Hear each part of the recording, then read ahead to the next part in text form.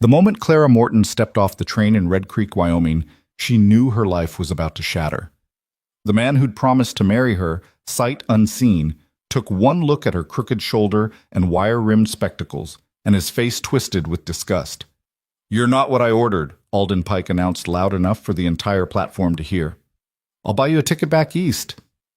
Just like that, Clara became the town's newest spectacle. The mail-order bride nobody wanted, abandoned, humiliated, alone. But what happened next would change everything, because a rugged cowboy was watching, and he had very different plans. Before we dive into Clara's journey, I want you to stay until the very end to see how this incredible story unfolds. And please, comment below with the city you're watching from, so I can see how far Clara's story has traveled across the world. Now, let's begin. The Wyoming wind cut through Clara Morton's threadbare traveling coat like 1,000 tiny knives, each gust reminding her just how far she'd come from the relative shelter of Boston's crowded streets. She stood on the weathered wooden platform of Red Creek Station, her gloved hands clasped tightly around the worn handle of her carpet bag, trying desperately to maintain the composure her mother had drilled into her since childhood. "A lady never shows weakness in public, Clara." Never. But maintaining composure was becoming increasingly difficult as the minutes stretched into what felt like hours, and the man who was supposed to be her future husband hadn't even bothered to introduce himself properly before destroying every hope she'd carried across a continent. The train that had brought her here, after 3 grueling days of coal smoke, hard benches, and suspicious glances from other passengers, was already pulling away from the station with a mournful whistle that seemed to echo Clara's own despair. Its departure felt final, like watching the last bridge to her old life burn behind her. Not that her old life had been worth preserving. "Miss Morton, is it?" The voice had been cold, clipped, utterly devoid of warmth. Clara had turned, hope fluttering weakly in her chest like a bird with a broken wing, to find a tall man in an expensive suit studying her with the kind of expression one might reserve for a horse that had turned up lame at auction. His eyes, a pale watery blue, had traveled from her face down to her shoulders, where her left side sat slightly lower than her right, the result of a childhood illness that had twisted her spine just enough to be noticeable. Those eyes had stopped there, narrowing with unmistakable disappointment. "I'm Clara Morton, yes," she'd replied, her voice steadier than she felt. "You must be Mr. Pike. I'm so pleased to finally You didn't mention a deformity in your letters." Alden Pike's words cut through her greeting like a butcher's knife through meat, sharp, efficient, brutal. The platform hadn't been crowded, but it hadn't been empty either. A handful of travelers waiting for the eastbound train, a family loading supplies onto a wagon, the station master organizing cargo, all of them within earshot, all of them now pretending not to listen while hanging on every word. Clara's cheeks had flushed hot despite the autumn chill. I didn't think it was significant. It doesn't affect my ability to—" "And spectacles." Pike continued his inventory of her flaws as if she hadn't spoken. "Weak eyes. That's hereditary, isn't it? Mr. Pike, perhaps we could discuss this somewhere more private." Clara had tried to salvage what remained of her dignity, glancing at the growing audience their conversation was attracting. "There's nothing to discuss, Miss Morton." Pike's voice grew louder, as if he wanted witnesses to what came next. "I placed an advertisement for a wife, a healthy, attractive wife who could bear strong children and represent my standing in this community properly. You misrepresented yourself in your correspondence." "I did no such thing." Clara's composure finally cracked. "I told you I was plain, that I was educated but not wealthy, that I had no family and no prospects in Boston. I answered your advertisement honestly, Mr. Pike. Every word I wrote was true." "You didn't mention being crippled." The word landed like a physical blow. Clara actually took a step backward, nearly stumbling over her own trunk, the battered leather case that contained everything she owned in the world. 23 years of life reduced to one trunk and a carpet bag. "I am not crippled," she said quietly, fighting the burning sensation behind her eyes that warned of approaching tears. "My shoulder is slightly elevated. It causes me no pain and no limitation. I can work as hard as any woman, harder even, because I've had to." But Alden Pike had already lost interest in the conversation. He pulled a leather wallet from his jacket pocket and extracted several bills with the casual indifference of a man for whom money was no object. The next eastbound train leaves in 3 days. This should be sufficient for a ticket back to Boston and lodging until then. There's a boarding house 2 streets over, Mrs. Henderson's place. She's expensive, but respectable. He held out the money, waiting for Clara to take it like one might wait for a dog to accept a treat. Clara stared at the bills, then at Pike's face, then back at the money. 3 days ago, she would have been grateful for such an amount. 3 days ago, she'd left Boston with barely enough money for food during the journey, trusting that the man who'd written her such elegant letters about building a life together in the West would be waiting with open arms. Those letters were folded carefully in her carpet bag now, tied with a ribbon she'd saved from a hat she'd sold to afford her train ticket. She'd read them so many times during the journey that she'd memorized whole passages. I seek not mere beauty, but a true partner of mind and spirit, a woman of character who understands that the West rewards courage, not pedigree. Apparently the West also rewarded perfect posture and excellent eyesight. I can't go back to Boston, Clara heard herself say, though she hadn't intended to speak the words aloud. Pike's eyebrows rose slightly. Pardon? I have nothing to return to. I used the last of my savings for this journey. The house I lived in was sold to pay my mother's debts after she died. I gave up my position, not that it paid enough to live on anyway. There is nothing for me in Boston, Mr. Pike. That's why I answered your advertisement in the first place. She hated the pleading note that had crept into her voice, hated even more the glimmer of satisfaction that appeared in Pike's eyes at her admission of complete dependence. That's hardly my concern, Miss Morton. His tone suggested the matter was closed. You should have considered your circumstances more carefully before embarking on such a journey under false pretenses. False pretenses? Clara's desperation was giving way to anger now, hot and sharp and clarifying. You wrote that you valued honesty and character above all things. You said you wanted a partner, not a decoration. You said, I said many things, Pike interrupted smoothly, as did you. Apparently we were both disappointed by reality. The difference is, I have the means to remedy my disappointment. Here. He thrust the money toward her again, more insistently. Take it. I'm being generous, which is more than you deserve after wasting my time. The station master was openly watching now, not even pretending to work. The family by the wagon had stopped loading supplies. Even the wind seemed to have paused, waiting to see what this strange Eastern girl would do. Clara looked at Alden Pike, really looked at him, and realized with sudden crystal clarity that she had dodged a bullet. This man with his perfect suit and his cruel eyes and his obsession with appearances would have made her utterly miserable. Better to be abandoned on a train platform in Wyoming than to spend a lifetime being reminded of every way she failed to meet his standards. Keep your money, Mr. Pike. Clara straightened her spine, ignoring the way it made her uneven shoulders more noticeable. I wouldn't want to further waste your time, and frankly, you've wasted quite enough of mine. She turned away from him, away from the money, away from the future she'd imagined during those long train rides west. Her trunk sat where the porter had left it, next to a bench at the far end of the platform. She walked toward it with her head high and her carpet bag clutched against her chest like armor. Behind her, she heard Pike make a sound of disgust. Ungrateful woman! Don't come crying to me when you're sleeping in the street. Clara didn't respond. She reached her trunk and sat down on the bench beside it, finally allowing herself to look around at the town that was supposed to have been her new home. Red Creek, Wyoming, wasn't much to look at. The train station sat at the edge of what passed for the main street, a wide dirt road lined with wooden buildings that all seemed to lean slightly, as if exhausted by the constant wind. She could see a general store, a saloon, what might have been a church steeple in the distance, and dozens of smaller structures she couldn't identify from this angle. Mountains rose in the distance, their peaks already white with early snow that would soon spread down to the valley.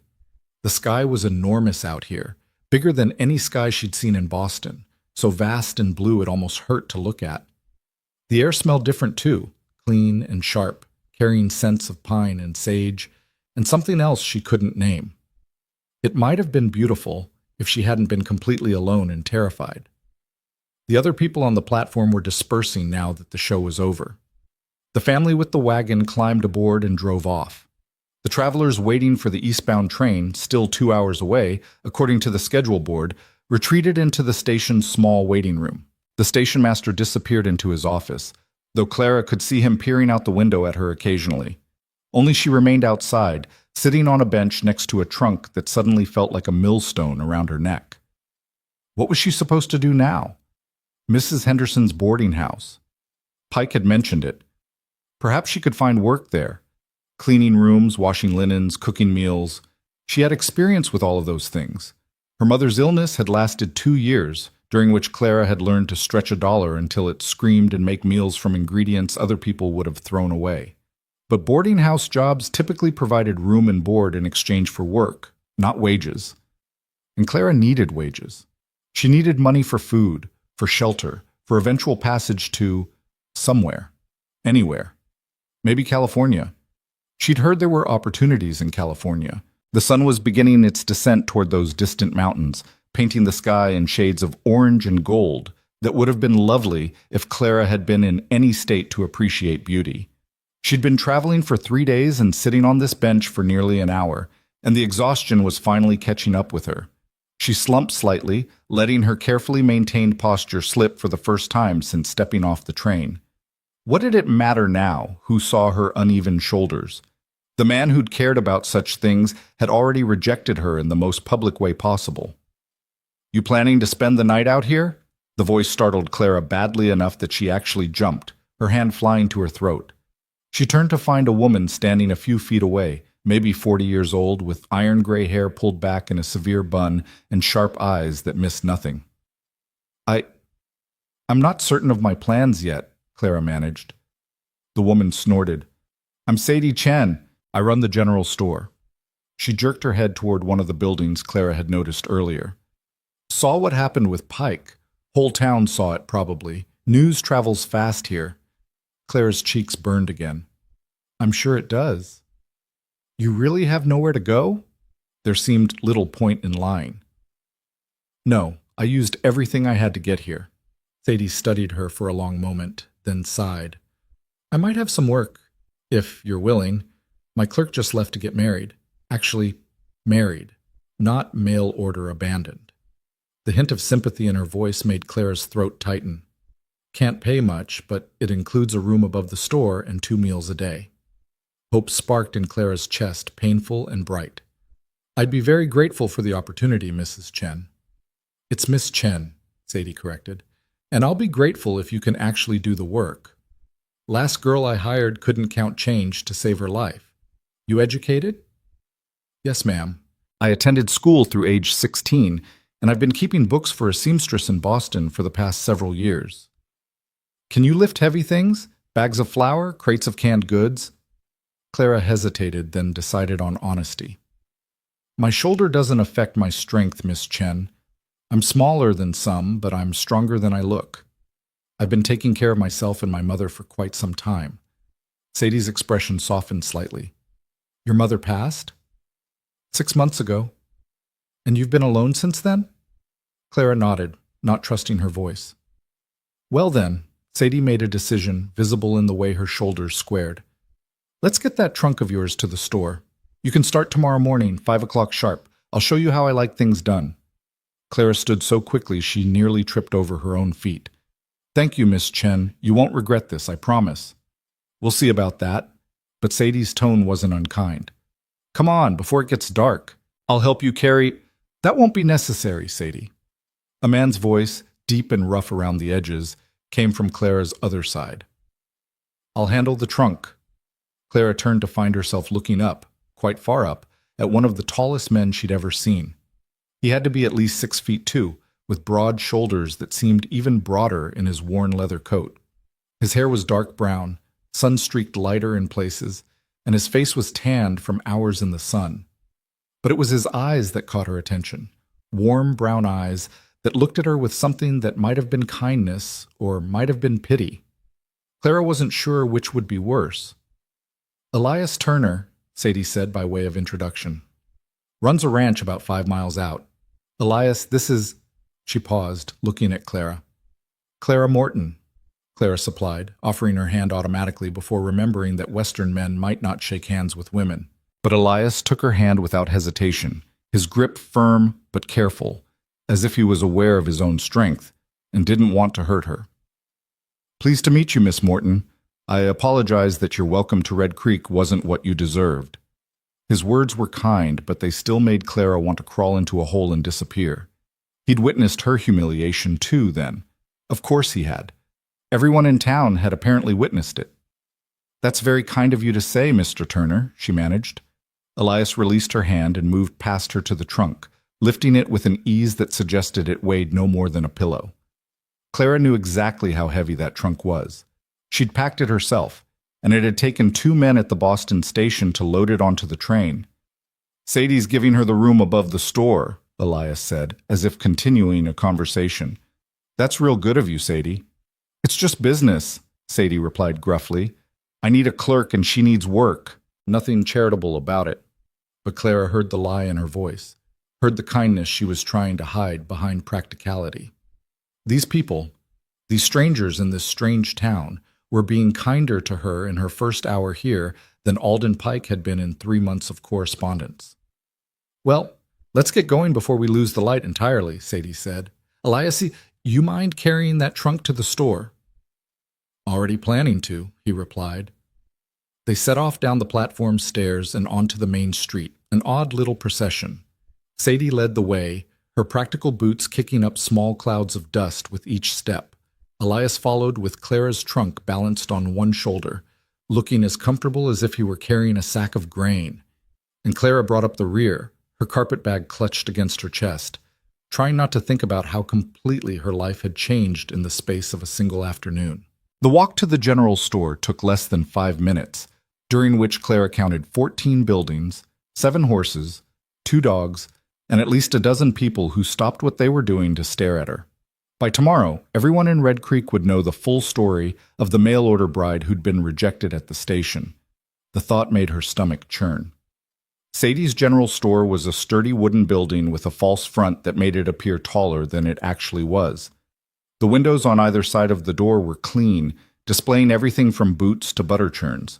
A bell above the door chimed when Sadie pushed it open, the sound cheerful and welcoming. Inside, the store was organized chaos. Shelves lined every wall, packed with goods. Barrels of flour and sugar sat on the floor. Spools of fabric in cheerful colors stood in rows on one counter.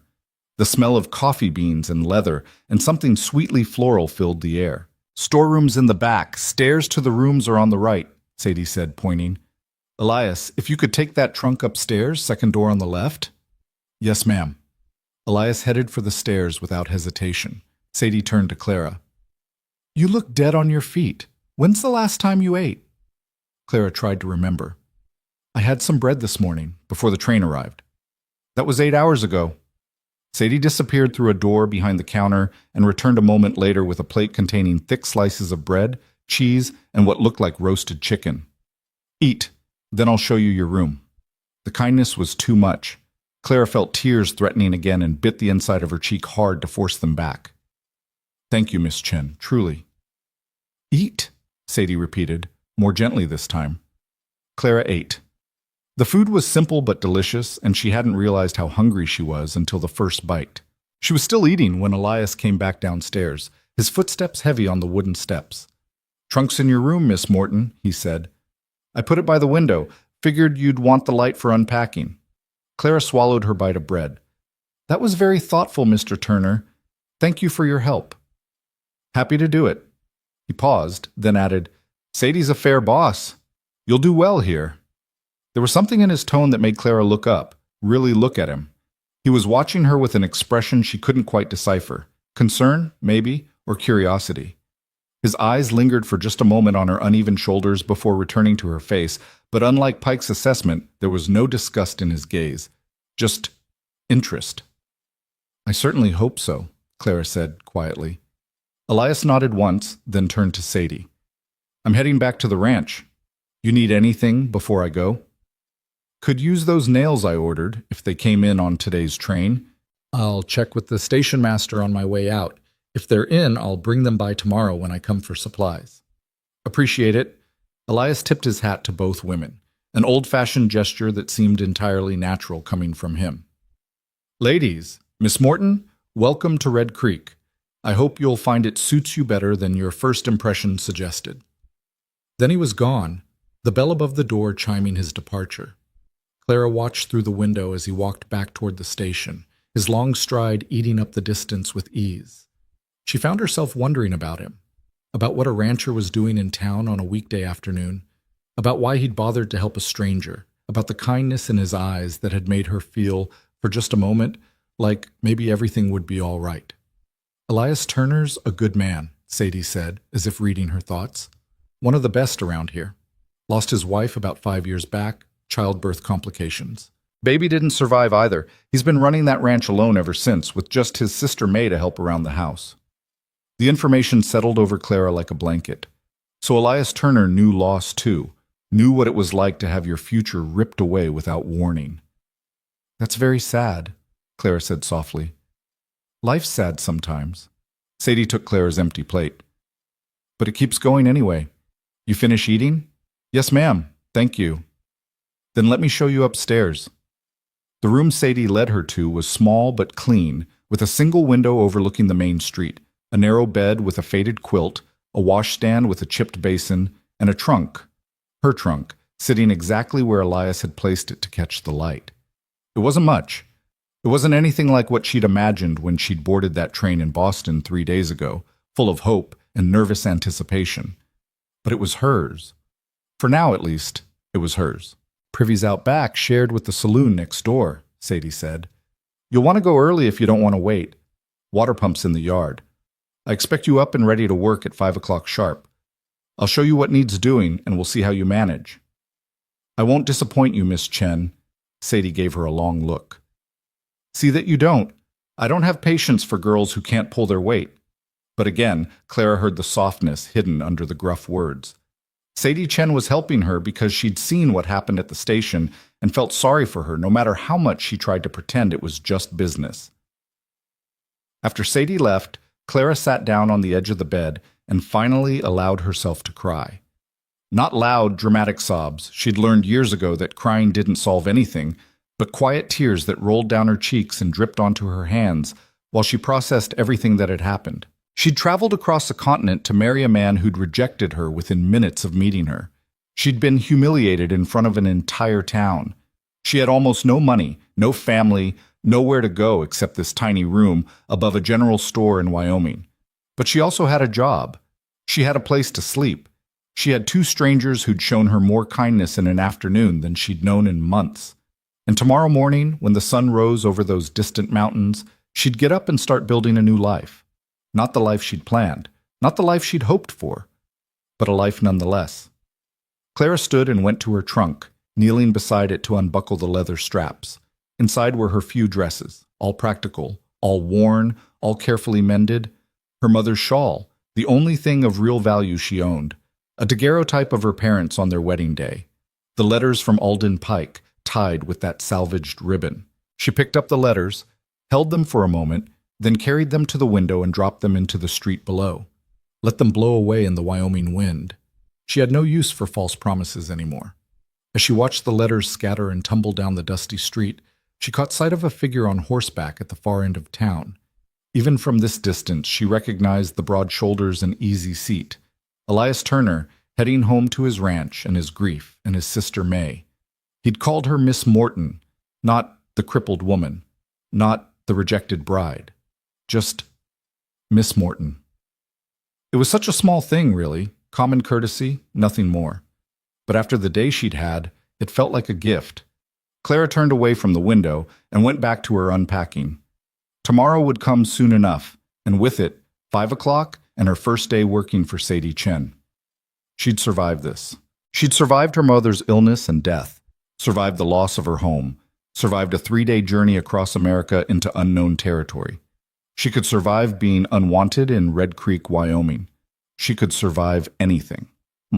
That night, Clara lay in her narrow bed listening to unfamiliar sounds. The wind sighed around the building's corners. Horses whinnied in some distant stable. Music and laughter drifted from the saloon next door, not rowdy, just the comfortable sounds of men unwinding after a long day's work. And somewhere out there, 5 miles away on a ranch she'd never seen, Elias Turner was probably doing whatever ranchers did in the evenings. Checking on cattle, maybe. Talking with his sister. Sitting alone with memories of the wife and child he'd lost. Clara didn't know why she kept thinking about him. Maybe because he'd been kind when he didn't have to be. Maybe because he'd looked at her like she was a person, not a disappointment. Or maybe because his eyes had held the same loneliness she saw in her own reflection. She fell asleep still wondering, and dreamed of mountains and wind and a voice saying, "Welcome to Red Creek." The rooster that woke Clara at 4:30 the next morning belonged to someone 3 buildings down, but it might as well have been perched on her windowsill for all the good the distance did her. She jerked awake in the pre-dawn darkness, heart pounding, momentarily disoriented by the unfamiliar room and the absence of Boston's familiar sounds. The rattle of morning carriages, the calls of street vendors, the general hum of a city waking up. Wyoming was quieter, emptier. The silence itself seemed to have weight. Clara fumbled for the matches on the washstand and lit the oil lamp with trembling fingers, then poured water from the pitcher into the basin. The water was cold enough to make her gasp when she splashed it on her face, but it finished the job the rooster had started.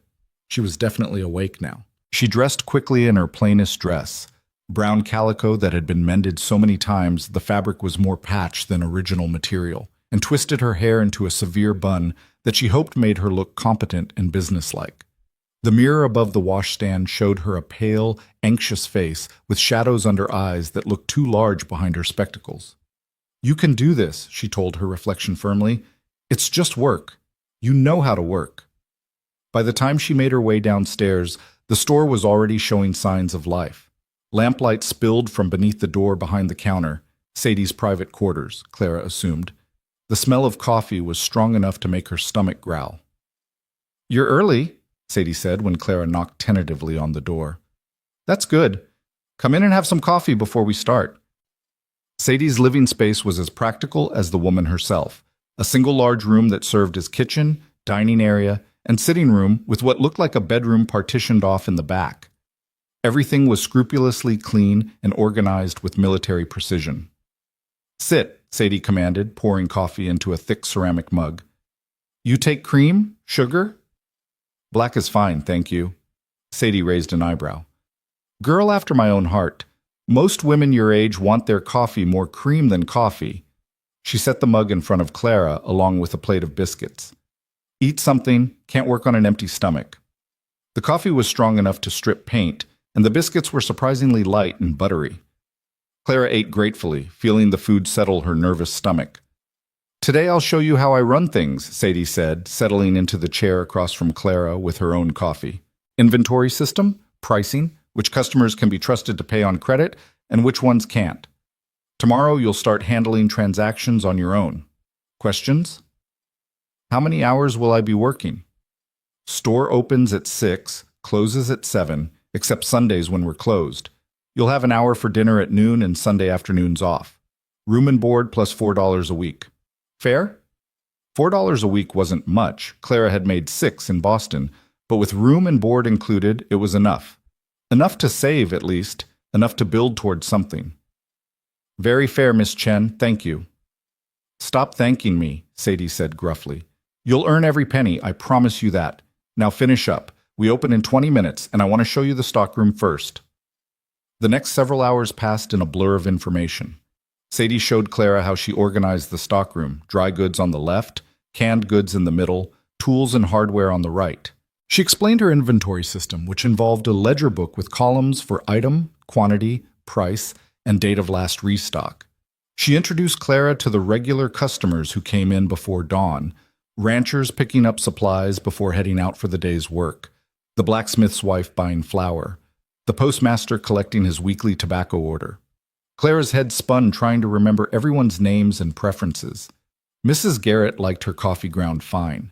Mr. Henderson always bought 3 pounds of nails on Wednesdays. The Jameson boys, twins who couldn't have been more than 10, came in at 6:30 every morning for penny candy, which they were allowed to charge to their father's account. "You'll learn," Sadie said when Clara apologized for the 3rd time for needing to ask which customer was which. "Takes time, that's all. You're doing fine." By noon, Clara's feet ached from standing on the wooden floor, and her head throbbed from concentration, but she'd successfully completed a dozen transactions without major errors. When Sadie told her to take her dinner break, Clara practically sagged with relief. "There's stew in the pot on my stove," Sadie said. "Help yourself. Be back in an hour." Clara had just finished her bowl of surprisingly good beef stew when the bell above the store's door chimed. She could hear Sadie greeting someone in the front, followed by a deep voice that made Clara's heart do an odd little skip. "Afternoon, Sadie. Brought those nails you were asking about." "Elias! Good timing. I was just about to send someone to check if they'd come in." Clara stood, smoothing her skirts, suddenly self-conscious about her mended dress and flyaway hair. She moved to the doorway between Sadie's quarters and the store proper, intending to slip upstairs to her room unnoticed. But Elias Turner was standing at the counter with a wooden crate in his arms, and he looked up just as Clara appeared. His face broke into a smile that transformed his serious features entirely. "Miss Morton, good to see you again. How's your first day going?" There was genuine interest in his voice, not just polite inquiry. Clara found herself smiling back before she could think better of it. "It's going well, thank you, Mr. Turner. Miss Chen is an excellent teacher." "I am, aren't I?" Sadie said dryly. "Elias, put those nails in the stockroom, would you?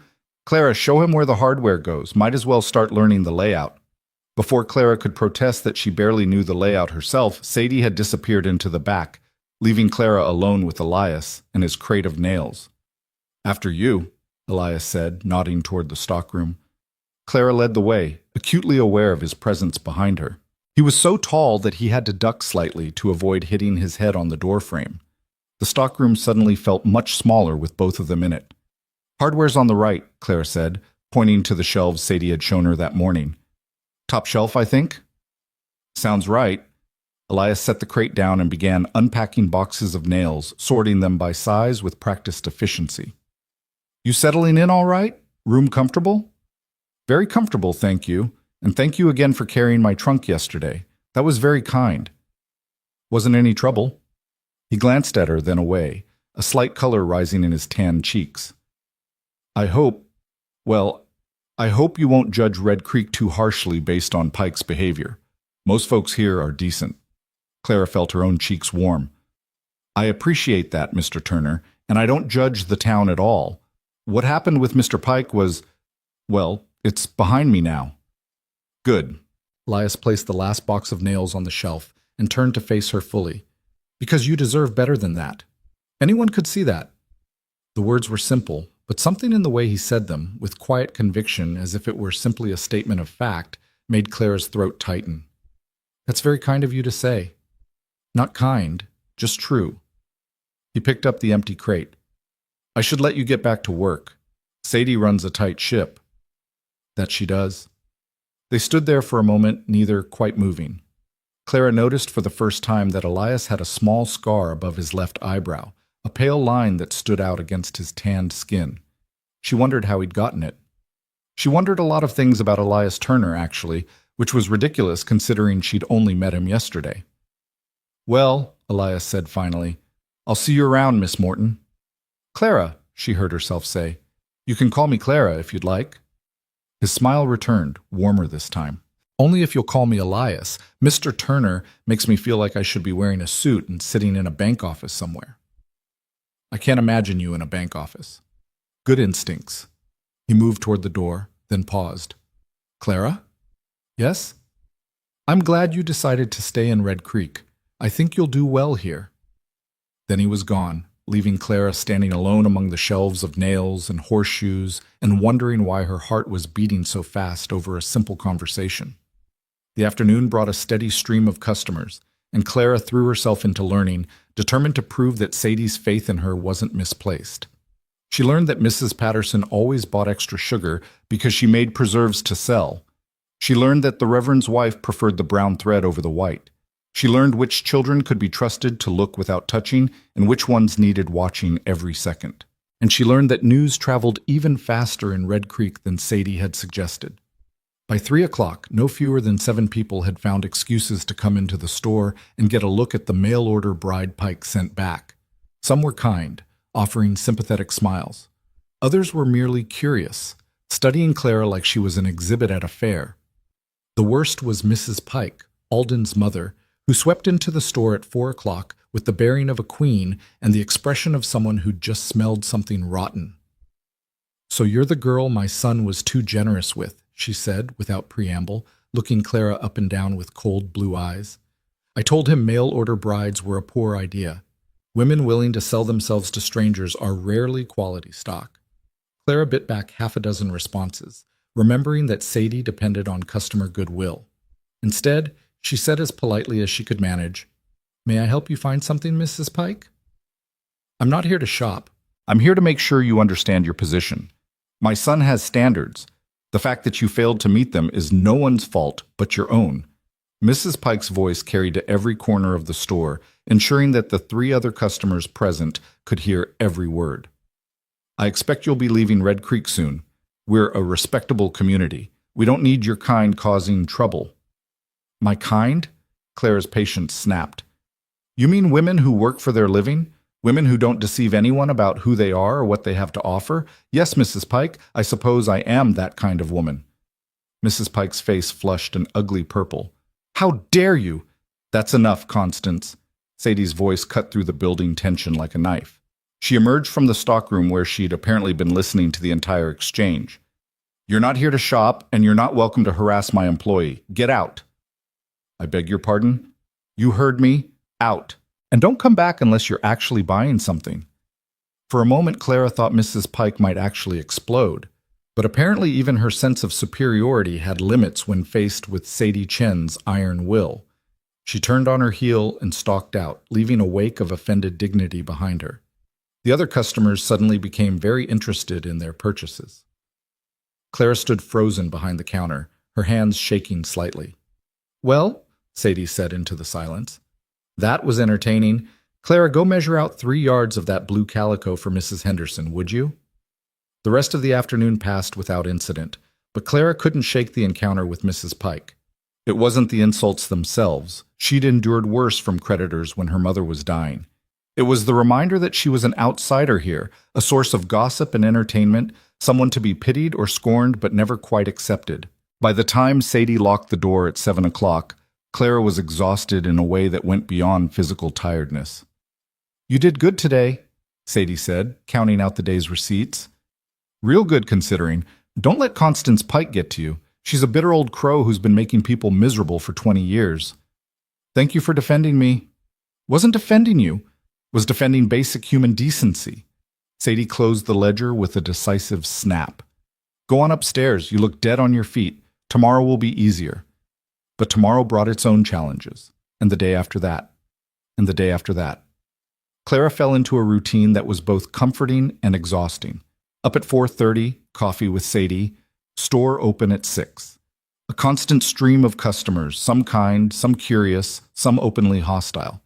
An hour for dinner, more customers. Store closing at 7. Dinner with Sadie, then upstairs to her room where she'd fall into bed too tired to think. Sunday afternoons became her refuge. Sadie insisted she take the time off, and Clara used it to explore Red Creek, such as it was. The town was small enough to walk end to end in 20 minutes, but it had a surprising amount of character once she looked beyond the dusty streets. There was the church where Reverend Matthews preached to a congregation of about 40 on Sundays. Clara had attended her first service that week and been greeted with everything from warm welcomes to cold stares. There was the schoolhouse where Miss Alice Brennan taught children ranging from age 5 to 15. There was the blacksmith shop where Mr. Colton pounded metal into horseshoes and wagon wheels. There was the saloon, which Clara gave a wide berth, and the boarding house Mrs. Henderson ran for unmarried men working in town. And everywhere there were people who knew her story. The rejected bride, the crippled girl, the charity case working in Sadie's store. Clara held her head high and pretended she didn't notice the whispers. 3 weeks into her new life in Red Creek, Clara was restocking shelves on a Wednesday afternoon when the door chimed and a woman's voice called out cheerfully, "Sadie, you here?" "In the back," Sadie called back. "Help yourself to whatever you need, May." The woman who appeared in Clara's aisle was perhaps 35, with warm brown hair twisted into a practical braid and a face that seemed designed for smiling. She wore men's trousers beneath her skirts, a practical choice for ranch work, and carried a basket over one arm. "You must be Clara," she said, extending her free hand. "I'm May Turner, Elias's sister. I've been meaning to come meet you, but we've been up to our necks in work at the ranch." Clara shook her hand, pleased by the firm grip and direct gaze. "It's nice to meet you, Miss Turner." "May, please. Miss Turner makes me sound like a schoolmarm." She laughed. "Elias mentioned you were working here, says you're doing a fine job." "He did?" Clara couldn't quite keep the surprise from her voice. "Oh, yes. He stops in here most weeks, doesn't he? Always comes home talking about how organized the store looks now, how efficiently things run." May's eyes twinkled with something that might have been mischief. "He's quite impressed with you." Clara felt her cheeks warming. "That's very kind of him. I'm just doing my job." May didn't look convinced, but she let it drop. "Listen, I actually came in hoping to find you. I know this is forward, but I wanted to invite you to dinner at the ranch, this Sunday, if you're free." Clara blinked. "Dinner? I know. We hardly know each other. But the thing is, I don't get many chances to talk with other women. The ranch is 5 miles from town, and between the work and the isolation, well, I get lonely sometimes." May's smile turned self-deprecating. "Elias is wonderful, but he's not exactly a sparkling conversationalist, and I'd love to hear about Boston. I've never been east of Kansas." The invitation was so unexpected, so genuinely warm, that Clara found herself nodding before she'd fully thought it through. "I'd love to come. Thank you." "Wonderful. Elias can pick you up Sunday afternoon, if that works. Say around 2 o'clock. I can walk Pita. It's 5 miles, Clara, and the road's rough. Elias won't mind, I promise. He comes to town anyway on Sundays for the service." Before Clara could protest further, May had swept off to collect her supplies, chattering about how excited she was to have a proper guest. Clara stood among the shelves, feeling slightly dazed. She'd been invited to dinner by people who seemed to actually want her company, not just her story. It was the first time since arriving in Red Creek that she'd felt like maybe, just maybe, she might eventually belong here. Sunday arrived with clear skies and unseasonably warm weather. Clara spent the morning at church, then the early afternoon in an agony of indecision about what to wear. She owned 4 dresses, all of them worn and mended, none of them suitable for dinner at someone's home. Finally, she settled on her gray wool, the least patched of the lot, and twisted her hair into a softer style than her usual severe bun. She was just pinning her hat in place when she heard the sound of a wagon pulling up outside the store. Elias was waiting by the time she made it downstairs, and the expression on his face when he saw her made all her fussing over her appearance worthwhile. "Clara," he said, then seemed to forget what he'd meant to say next. He cleared his throat. "You look real nice." "Thank you. You didn't have to come all this way just for me. Wasn't any trouble. Besides, May would have had my hide if I let you walk."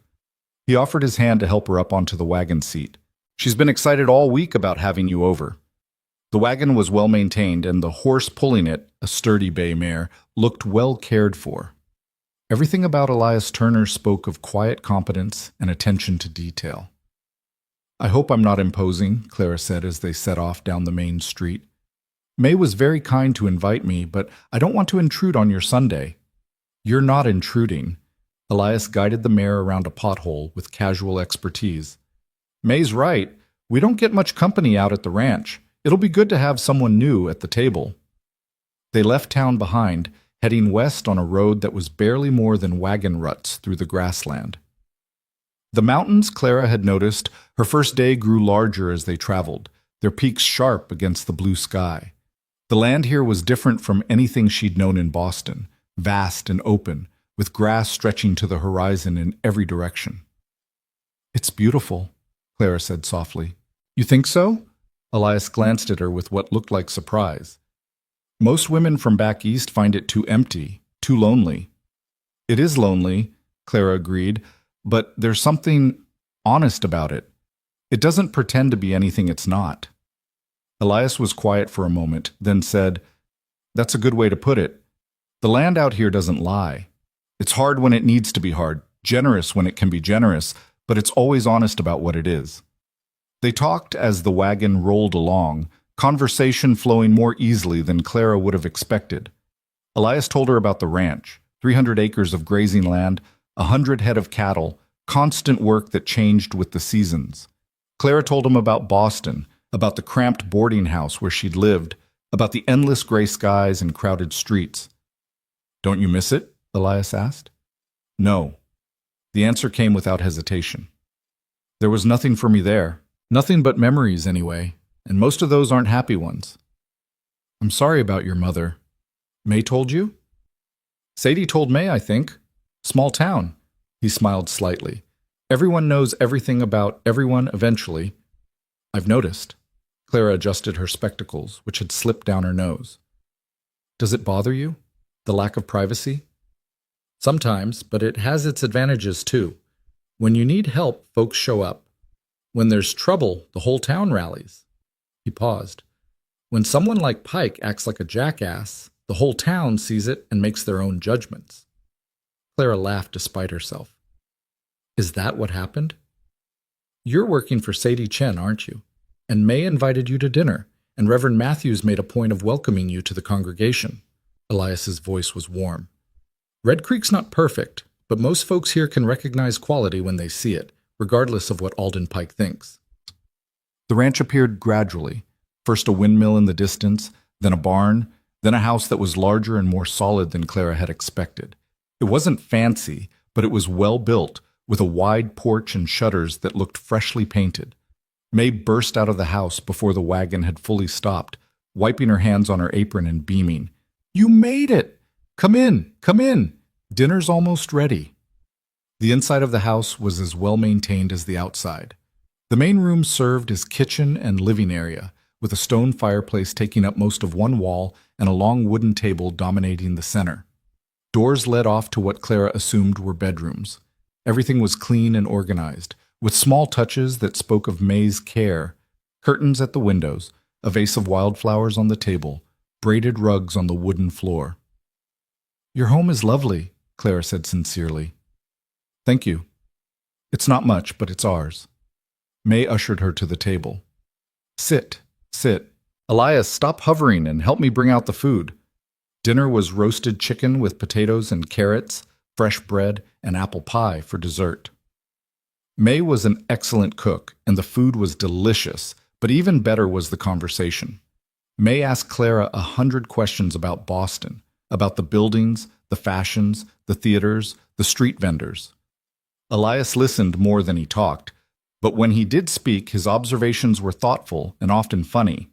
It was, Clara realized with a pang, the most relaxed she'd felt since arriving in Wyoming, maybe the most relaxed she'd felt in years. "More pie?" May asked, already reaching for Clara's plate. "I couldn't possibly, but thank you. Everything was wonderful." "Oh, good, because I was hoping you might stay for a while and keep me company. Elias needs to check on the cattle in the north pasture, and I could use help with some mending. If you don't mind, that is?" Clara glanced at Elias, who was already standing. "I don't mind at all." After Elias left, May brought out a basket of clothes that needed mending and 2 cups of coffee, and they settled into companionable work. May talked about life on the ranch, about the challenges and rewards, about how lonely it could be sometimes. "I love Elias dearly," she said, threading a needle. "But he's not exactly talkative. Some days I go from morning to night barely exchanging a dozen words with another human being. That must be hard." "It is." May looked up from her mending. "That's why I was so glad when you came to town. Another woman, close to my age, educated, working in town where I could actually see you regularly. It felt like a gift." Clara felt her throat tighten. "I'm the one who's grateful, May. You and Elias have been so kind to me. You and Sadie, you're the only reason I've survived these past few weeks." "Red Creek can be hard on newcomers," May acknowledged, "especially newcomers who arrive under unusual circumstances." "But you're tougher than you look, Clara Morton. I could see that the first time we met." They sewed in comfortable silence for a while, then May said carefully, "Can I ask you something? You don't have to answer if you don't want to." "Of course." "Do you regret it? Coming west, I mean. Even though things didn't work out with Pike?" Clara thought about it, really thought about it. A month ago, sitting on that train platform in humiliation, she would have said yes without hesitation. But now No, she said slowly. I don't regret it. Pike was a mistake, but coming here wasn't. I have a job I'm good at. I have a place to live. I have... She paused, looking at May. I have friends, I think. Or at least the possibility of friends. That's more than I had in Boston. May's smile was radiant. Good. Because I'd like to be your friend, Clara. A real friend. Not just someone who invites you to dinner once. I'd like that too. They spent the rest of the afternoon talking and mending, and Clara learned more about May's life. She'd come west with Elias and his wife Sarah 10 years ago, looking for a fresh start after their parents died. She'd never married, had come close once, to a man who died in a riding accident before they could make it official. Now she poured her energy into the ranch and into taking care of Elias, who she clearly adored despite his lack of conversational skills. He's a good man, May said, her voice soft. The best I know, but he's been so alone since Sarah died. He works too hard, talks too little, smiles even less. She gave Clara a meaningful look. At least he didn't smile much until recently. Clara felt her cheeks warm. May. I'm not saying anything, May said innocently, just observing. And observing that my brother has mentioned your name an awful lot in the past few weeks, and that he volunteered to drive into town to fetch you without me even asking, and that he's wearing his good shirt today instead of his usual work clothes. May, please. I'm sure Elias was just being kind. He's kind to everyone. He is, May agreed, but there's kind, and then there's going 5 miles out of your way to make sure someone gets to dinner safely. There's kind, and then there's the way he looked at you when you came down those stairs today. Before Clara could respond, before she could even process what May was suggesting, they heard the sound of the wagon outside. Elias was back, and it was time for Clara to return to town.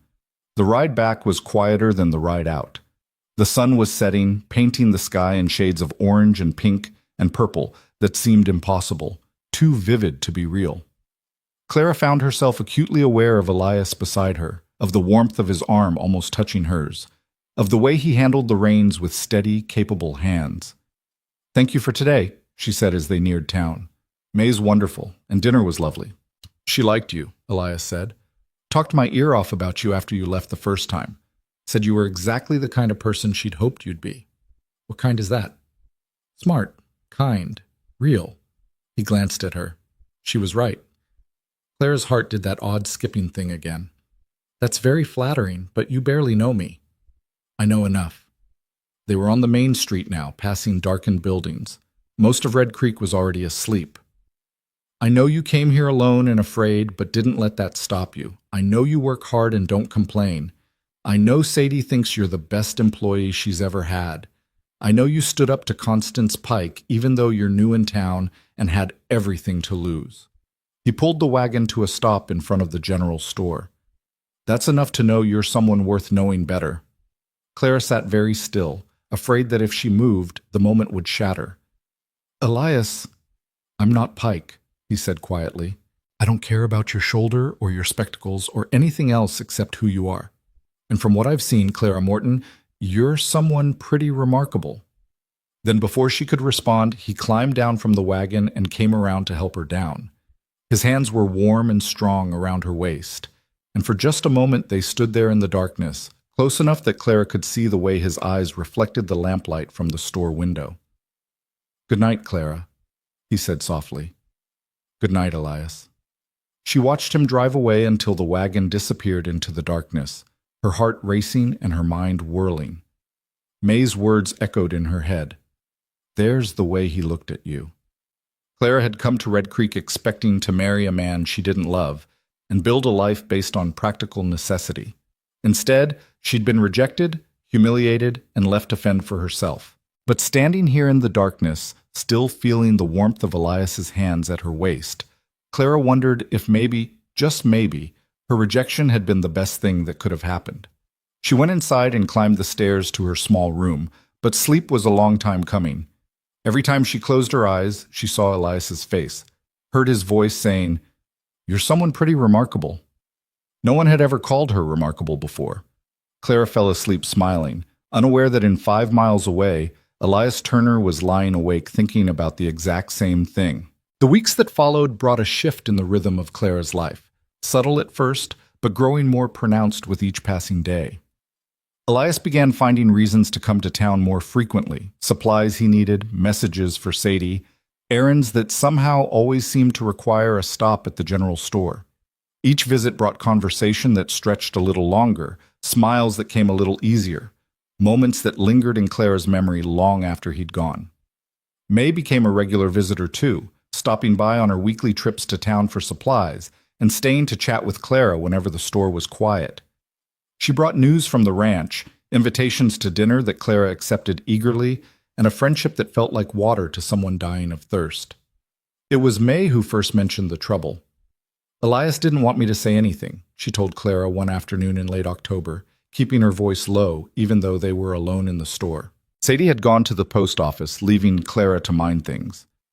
But there's been some odd things happening out at the ranch. Cattle going missing, fence lines cut, supplies disappearing from the barn.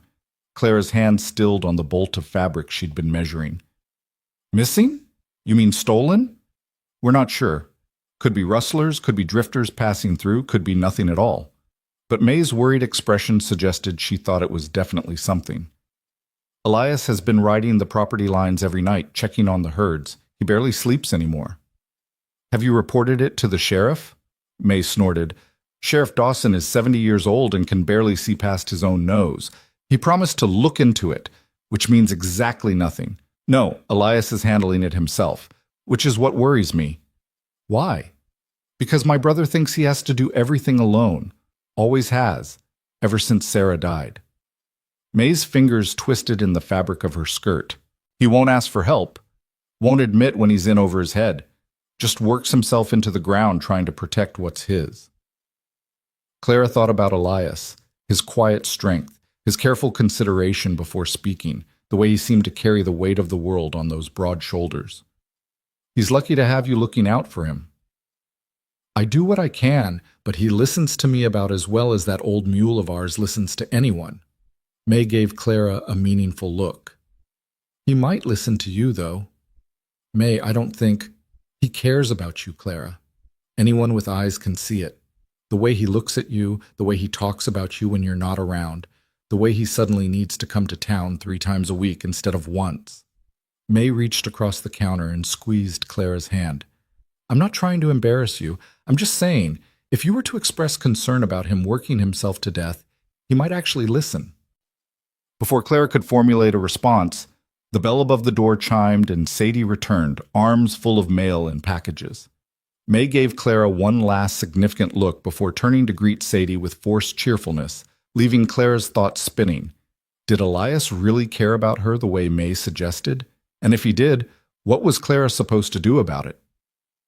She'd come to Red Creek expecting to enter into a practical marriage arrangement, not to fall for a grieving widower with kind eyes and gentle hands. She'd been here less than 2 months. It was too soon to be feeling things this complicated, too dangerous to let herself hope for something that might not be possible. But hope was a stubborn thing, Clara was discovering. It crept in despite her best efforts to remain sensible and practical. That Sunday, when Elias came to drive her to the ranch for dinner, Clara studied him with new eyes. May was right. He looked exhausted. There were shadows under his eyes that hadn't been there before, and a tightness around his mouth that spoke of worry and sleepless nights. You look tired, Clara said as they left town behind. Elias glanced at her in surprise. I'm fine. Just been busy with the ranch. May mentioned you've been having some trouble. Cattle going missing? His jaw tightened almost imperceptibly. May talks too much. May's worried about you, so am I. The admission hung in the air between them. Elias was quiet for a long moment, his hands steady on the reins even as something shifted in his expression. It's nothing I can't handle, he said finally. I'm sure it's not, but that doesn't mean you should have to handle it alone. Clara adjusted her spectacles, a nervous habit she'd never quite broken. You've been so kind to me since I arrived, Elias, you and May both. If there's anything I can do to help, there's not. His voice was firm, but not unkind. This is ranch business, Clara. It's my responsibility. Fine. Clara heard the edge in her own voice and didn't try to soften it. But someone should point out that working yourself into exhaustion isn't going to help anyone. least of all the ranch you're trying to protect. Elias looked at her again, something like surprise flickering across his tired features. Then, unexpectedly, he smiled, a real smile that reached his eyes and made him look years younger. "You sound like May." May is a very sensible woman. That she is. His smile faded but didn't disappear entirely. "And so are you. I appreciate the concern, Clara, truly. But I've been handling this ranch for a long time. I know what I'm doing." Clara wanted to argue, wanted to point out that knowing what you're doing and taking care of yourself weren't mutually exclusive, but they'd arrived at the ranch and May was already coming out to greet them, and the moment was lost. Dinner was pleasant despite the undercurrent of worry. May had made pot roast with vegetables from her garden, and they ate while May chattered about town gossip, and Clara shared stories from the store. Elias was quieter than usual, but he listened attentively, and several times Clara caught him watching her with an expression she couldn't quite decipher. After dinner, May shooed them both out to the porch while she cleaned up, insisting she didn't need help. Clara found herself sitting on the porch steps beside Elias, watching the sunset over the mountains in a spectacular display of orange and gold. "It's beautiful out here," Clara said softly. "I never get tired of the sunsets." "They're different every night," Elias agreed. "One of the things I love about this place. Nothing stays the same. Always changing, always new." They sat in comfortable silence for a while, then Elias said, "I'm sorry if I was short with you earlier, about the ranch trouble." "You weren't short. You were just being stubborn." He laughed, a low rumble that Clara felt more than heard. "Fair enough. I suppose I am stubborn. Sarah used to say I was the most stubborn man she'd ever met."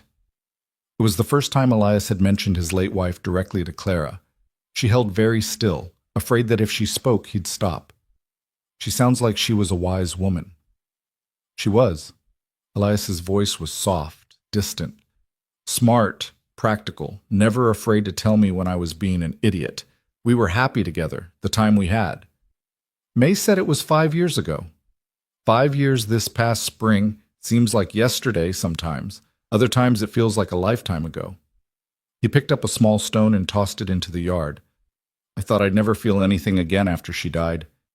Didn't want to, honestly. Seemed easier to just work and not think too much about anything else." Clara's heart was beating so hard she was sure he must be able to hear it. "And now?" Elias turned to look at her, his eyes dark in the fading light. "Now, I'm not so sure that's the right way to live. Sometimes things happen that make you reconsider what you thought you knew about yourself." Before Clara could ask what he meant, before she could do anything but sit there with her heart in her throat, May appeared in the doorway. "Getting dark," she announced.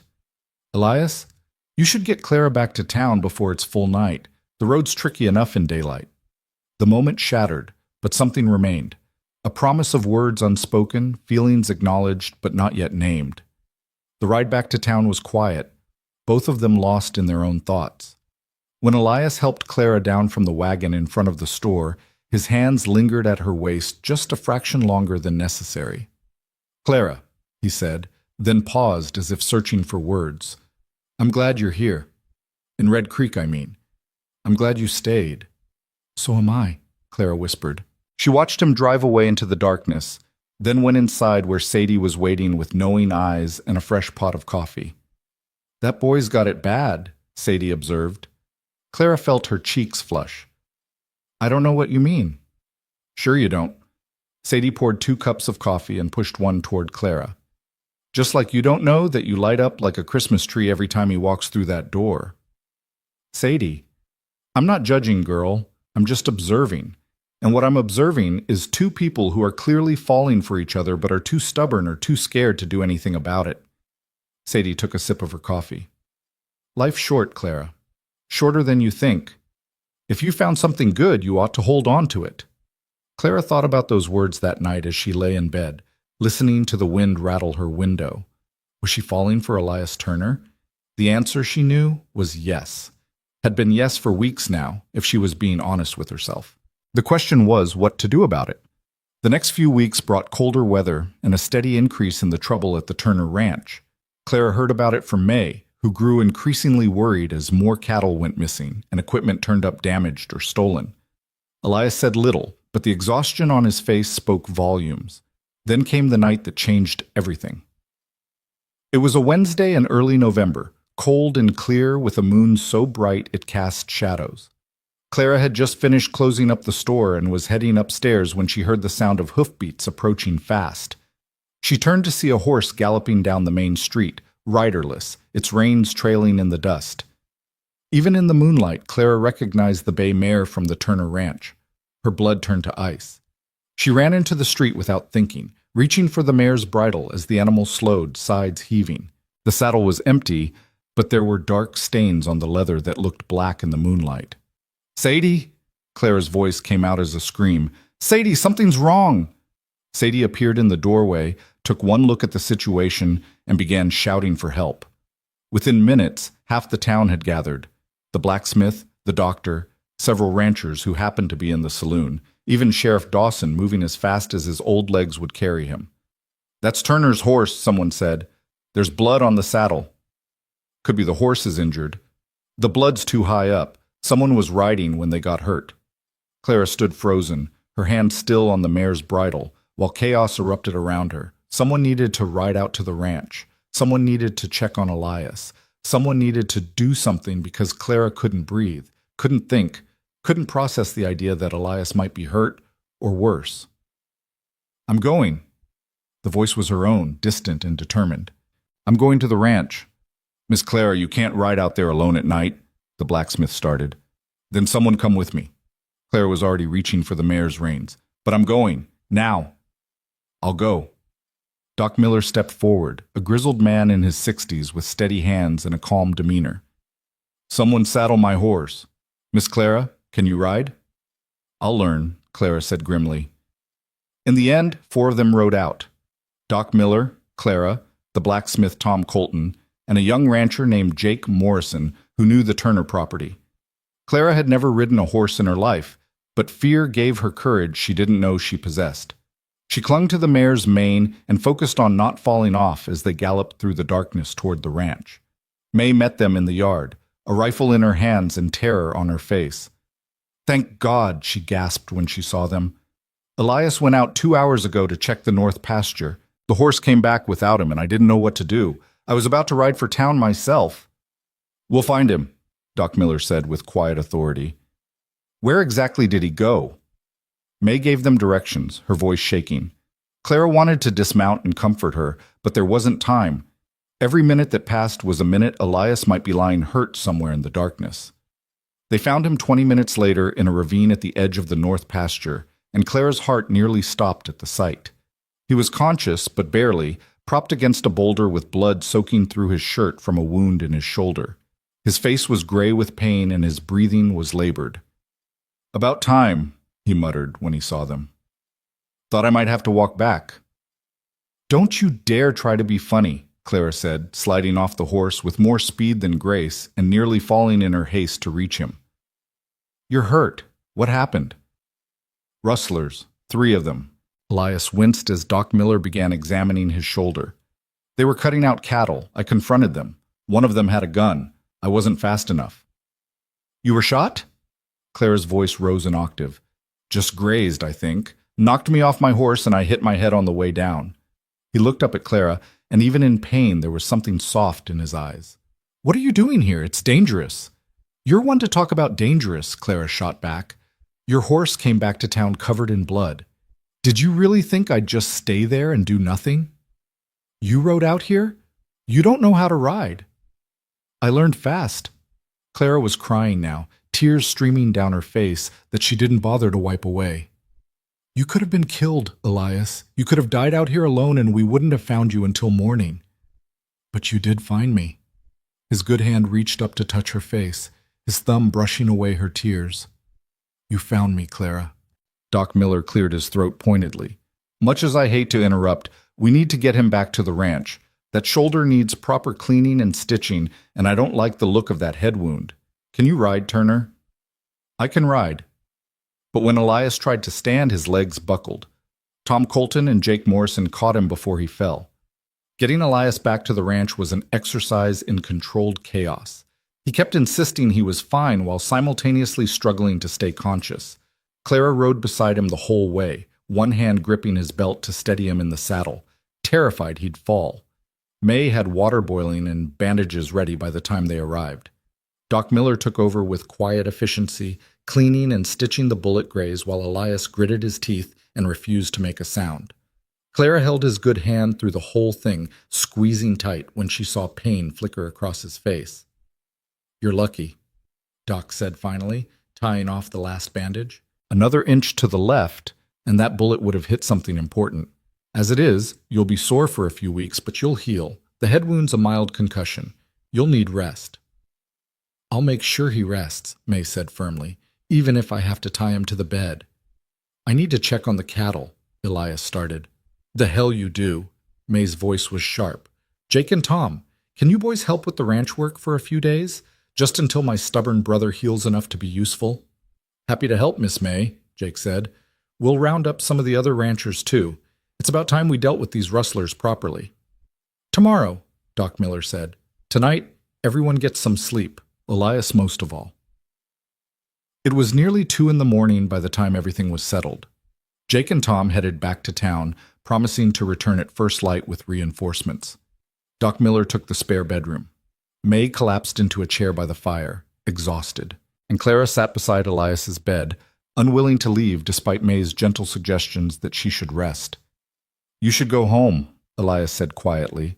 His eyes were closed, but he wasn't asleep. "It's late." "I'm not leaving." "Clara, don't argue with me, Elias Turner. You're injured, and I'm staying until I'm sure you're all right." She adjusted the blanket over him with shaking hands. "You scared me half to death tonight." "I'm sorry." He opened his eyes, looking at her in the lamplight. "I didn't mean to scare you." "Well, you did. When I saw your horse come back without you, when I saw the blood," Clara's voice broke. "I thought I'd lost you, and I realized that I couldn't bear it. I couldn't bear losing you, Elias." The words hung between them, raw and honest and terrifying. Elias reached for her hand with his good arm, threading his fingers through hers. "Clara, I need to tell you something." "I've been wanting to tell you for weeks, but I didn't know how. Didn't know if it was too soon or if you'd want to hear it." "Tell me now." "I'm falling in love with you." The words came out rough, almost painful, as if they'd been locked inside for too long. "I know it's only been a couple months. I know you came here expecting something different. I know I'm a widower with a failing ranch and more baggage than any woman should have to deal with. But I can't help it, Clara. I look at you and I see everything I didn't know I was still capable of feeling." Clara's heart was beating so hard she thought it might burst from her chest. "Elias, you don't have to say anything," he continued quickly. "I just needed you to know, especially after tonight, after I realized I might not get another chance to tell you. You deserve to know that you're remarkable, Clara Morton. You're brave and strong and kind, and you make me want to be a better man. You make me want to hope again." "Stop talking," Clara said softly. "Clara, stop talking and listen to me." She leaned closer, her free hand coming up to touch his face, careful of his injuries. "I'm falling in love with you too. I have been for weeks. Maybe since that first day when you lifted my trunk and called me your wife to save my dignity. Maybe since you looked at me and saw who I really was instead of just what was wrong with me." Elias's eyes widened. "You are?" "I am." Clara felt tears sliding down her cheeks again, but this time they were different. Happy tears, hopeful tears. "I came to Red Creek expecting to marry a man I didn't love and build a practical life based on mutual convenience. Instead, I found you, and you're nothing like what I expected, Elias. You're so much better." "Clara." Her name was a prayer on his lips. He pulled her closer with his good arm until their foreheads were touching. "I don't deserve you. That's not for you to decide." Clara smiled through her tears. "Besides, I think we've both spent enough time thinking about what we deserve. Maybe it's time to think about what we want instead." "What do you want?" The question hung in the air between them, heavy with possibility. "I want you," Clara whispered. "I want this. I want whatever future we can build together, if you'll have me." Elias's answer was to kiss her, gentle and careful despite his injuries, a kiss that tasted like hope and promise, and new beginnings. Clara melted into it, her hand curling into his shirt, her heart singing with a joy she'd never thought she'd feel. When they finally pulled apart, both of them were smiling. "So what happens now?" Clara asked. "Now you let me rest like Doc ordered," Elias said with a soft laugh. "And tomorrow, when I'm thinking more clearly and not dizzy from blood loss, I'm going to court you properly. I'm going to do this right, Clara. You deserve that. You were shot tonight. All the more reason to do things properly. I want to give you everything you should have had in the first place. Courting and romance and a proposal that doesn't happen while I'm bleeding all over May's clean floors." Clara laughed, the sound bright and clear in the quiet room. "You're impossible." "I'm in love with you," Elias corrected. "There's a difference." From the other room, May's voice called out, "If you two are done confessing your feelings, some of us are trying to sleep." Both Clara and Elias dissolved into laughter, the sound mingling together in the darkness like music. Clara stayed by Elias's bedside until dawn, watching him sleep, her hand still tangled with his. The rustlers were still out there. The ranch still had problems. The future was still uncertain. But for the first time since arriving in Red Creek, Clara felt like she was exactly where she was supposed to be. Morning came too quickly, bringing with it the harsh reality of what had happened. Clara woke still sitting in the chair beside Elias's bed, her neck stiff and her hand numb from where he'd held it all night. The first light of dawn was just beginning to paint the windows gold when May appeared in the doorway with 2 cups of coffee and a knowing smile. "You stayed all night," May observed, handing Clara one of the cups. "I couldn't leave him." Clara took a grateful sip of the strong, hot coffee. "Is that wrong?" "It's the most right thing I've seen in years." May settled into a chair on the other side of the bed, studying her brother's sleeping face. "He looks peaceful. I haven't seen him look peaceful in a very long time." They sat in companionable silence, watching Elias sleep, until the sound of horses in the yard signaled the arrival of Jake Morrison and Tom Colton, along with half a dozen other ranchers from the surrounding area. Clara slipped out to give Elias privacy when he woke, joining May in the kitchen where Doc Miller was already eating breakfast and planning the day. "The boy needs rest," Doc was saying firmly, "at least a week before he should even think about riding, and 2 weeks before any heavy work. That shoulder needs time to heal properly." "Good luck convincing him of that," May said dryly. "You know my brother. He'll be trying to get out of bed the moment we turn our backs." "Then don't turn your backs." Doc fixed May with a stern look. "I'm serious, May. If he tears those stitches or aggravates that concussion, he could do real damage. Keep him in bed, keep him quiet, and for God's sake, don't let him argue his way into doing something stupid." Clara found herself volunteering before she'd fully thought it through. "I could stay and help, if that would be useful. Sadie can manage the store for a few days, and you'll need an extra pair of hands with Elias laid up." May's face lit up. "Would you? That would be wonderful, Clara. I could use the help, and honestly, Elias might actually listen to you. He certainly doesn't listen to me." So it was settled. Clara sent word back to town with Tom Colton, explaining the situation to Sadie and asking for a few days away from the store. Then she threw herself into helping May with the endless work that came with running a ranch, learning as she went. The men spent the day organizing a proper hunt for the rustlers. Jake Morrison took charge, coordinating with the other ranchers to set up a rotating watch system and plan systematic searches of the surrounding territory. They found evidence of a camp about 10 miles north, cold fire pits, empty whiskey bottles, tracks leading away toward the mountains. The rustlers had fled after shooting Elias, but Jake was determined they wouldn't get away with it. "We'll find them," he promised May grimly. "And when we do, they'll answer for what they did." Inside the house, Claire discovered that May hadn't been exaggerating about Elias's stubbornness. He woke around mid-morning and immediately tried to get out of bed, insisting he was fine despite the evidence to the contrary. It took both Clara and May to convince him to stay put, and even then he argued. "The cattle need checking," he protested, wincing as the movement pulled at his shoulder. "And the fence line on the east pasture needs repairs, and none of that matters if you're dead," Clara said sharply, pushing him back against the pillows with more force than strictly necessary. "Jake and the others have the ranch work handled. Your job right now is to heal, that's it." Elias looked at her with surprise and something that might have been admiration. You're bossy when you want to be, aren't you? I learned from the best. Clara adjusted his blankets, her touch gentler now. Sadie Chen doesn't tolerate nonsense, and neither do I. You were shot last night, Elias. Shot. You could have died. So you're going to stay in this bed and rest and let other people take care of things for once, even if I have to sit on you to keep you there. The corner of Elias's mouth twitched. That's quite an image. Don't make me prove I mean it. From the doorway, May laughed. I like her, Elias. You should definitely keep this one. Over the next few days, Clara settled into a rhythm at the ranch that felt surprisingly natural.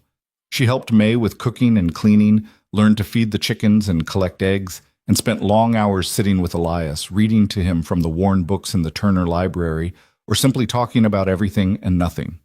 The conversations during those quiet hours revealed layers to Elias that Clara hadn't seen before. He told her about growing up in Ohio, about the farm his father had lost to debt, about the decision to come west and start fresh. He told her about Sarah, not with the raw grief of early loss, but with the gentle nostalgia of someone who'd made peace with the past.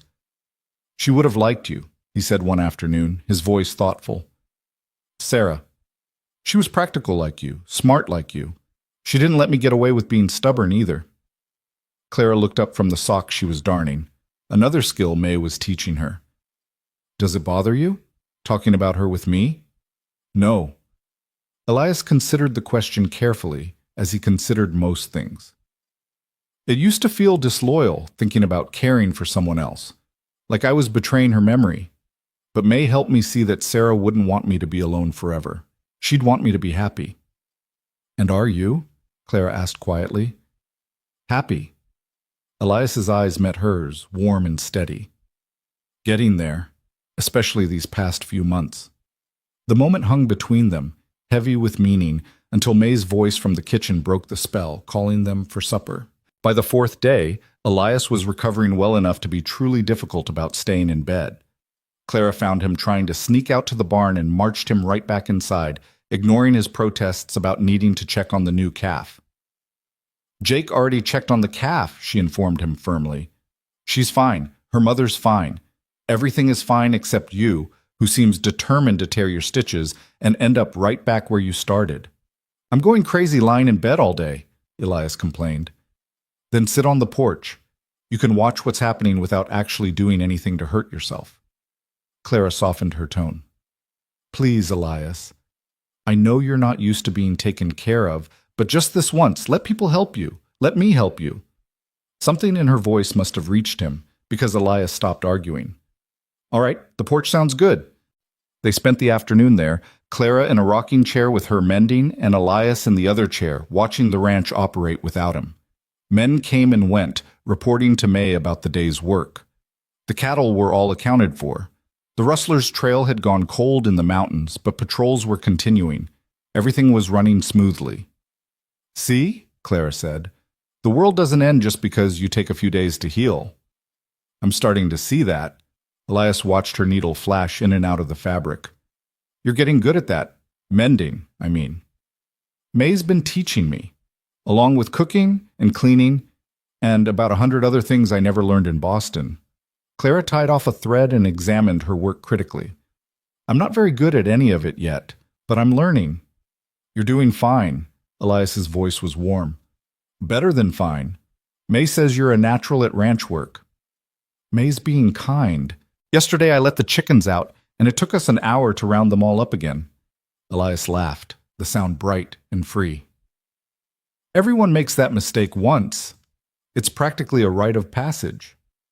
They fell into comfortable silence, the kind that only exists between people who are genuinely at ease with each other.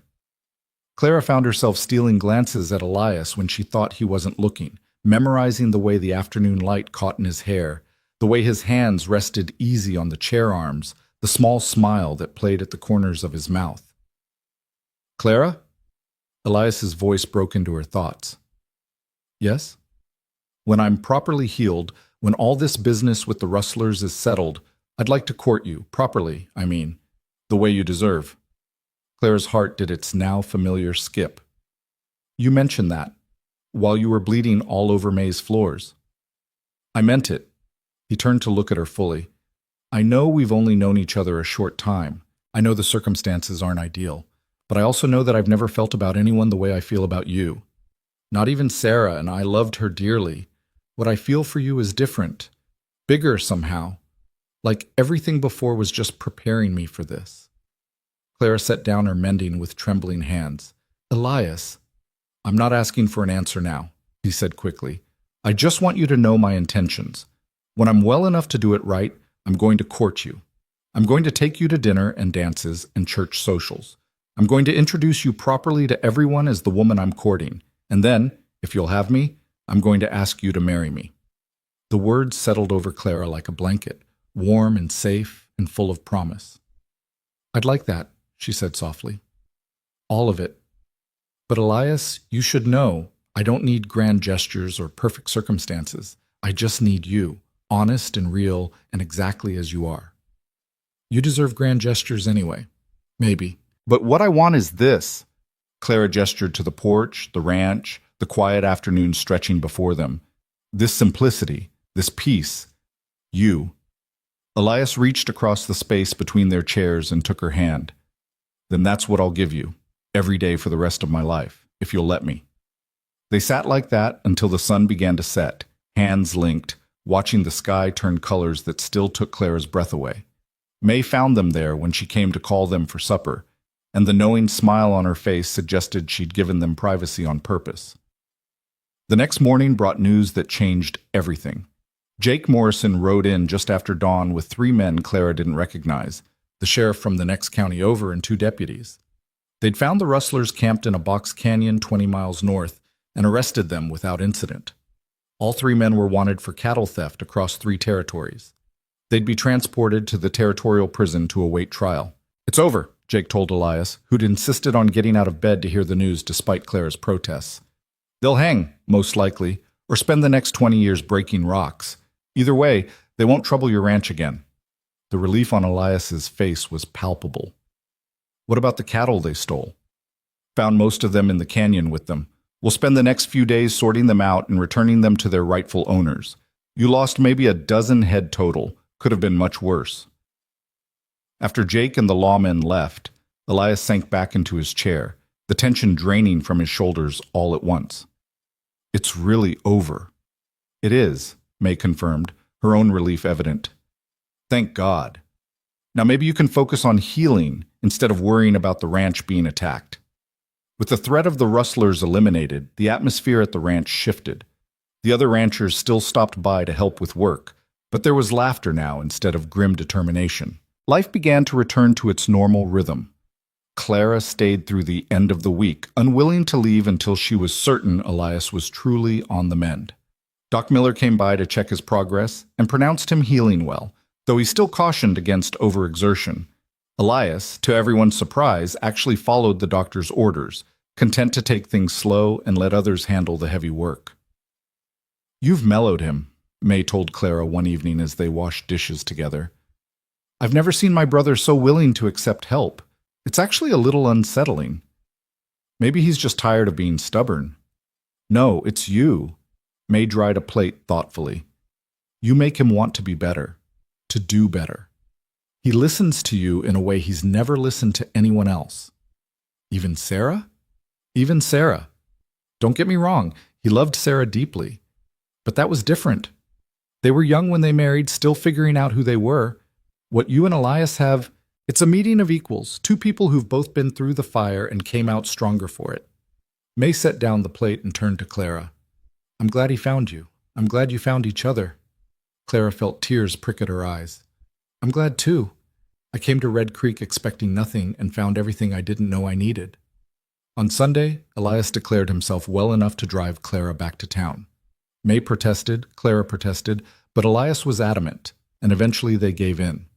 Doc Miller had cleared him for light activity, after all, and driving a wagon qualified as light activity.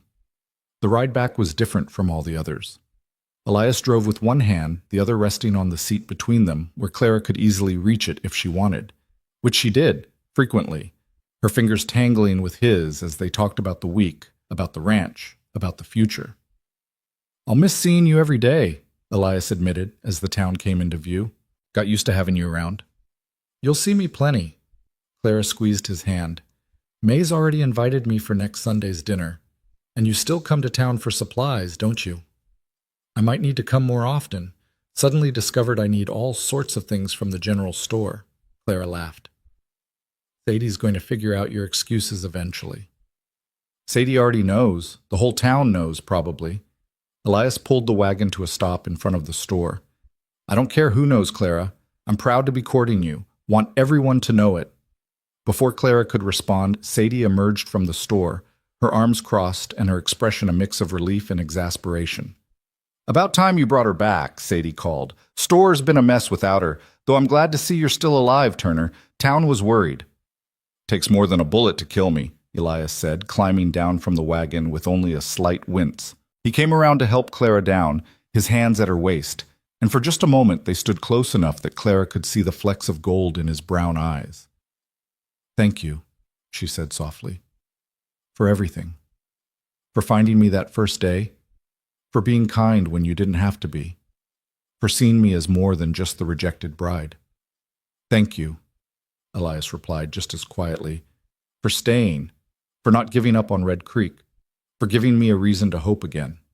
He kissed her then, right there on the main street where anyone could see, a gentle kiss that promised 1,000 more to come. When they pulled apart, Clara was vaguely aware of Sadie making a triumphant noise from the doorway, but she couldn't bring herself to care about the audience.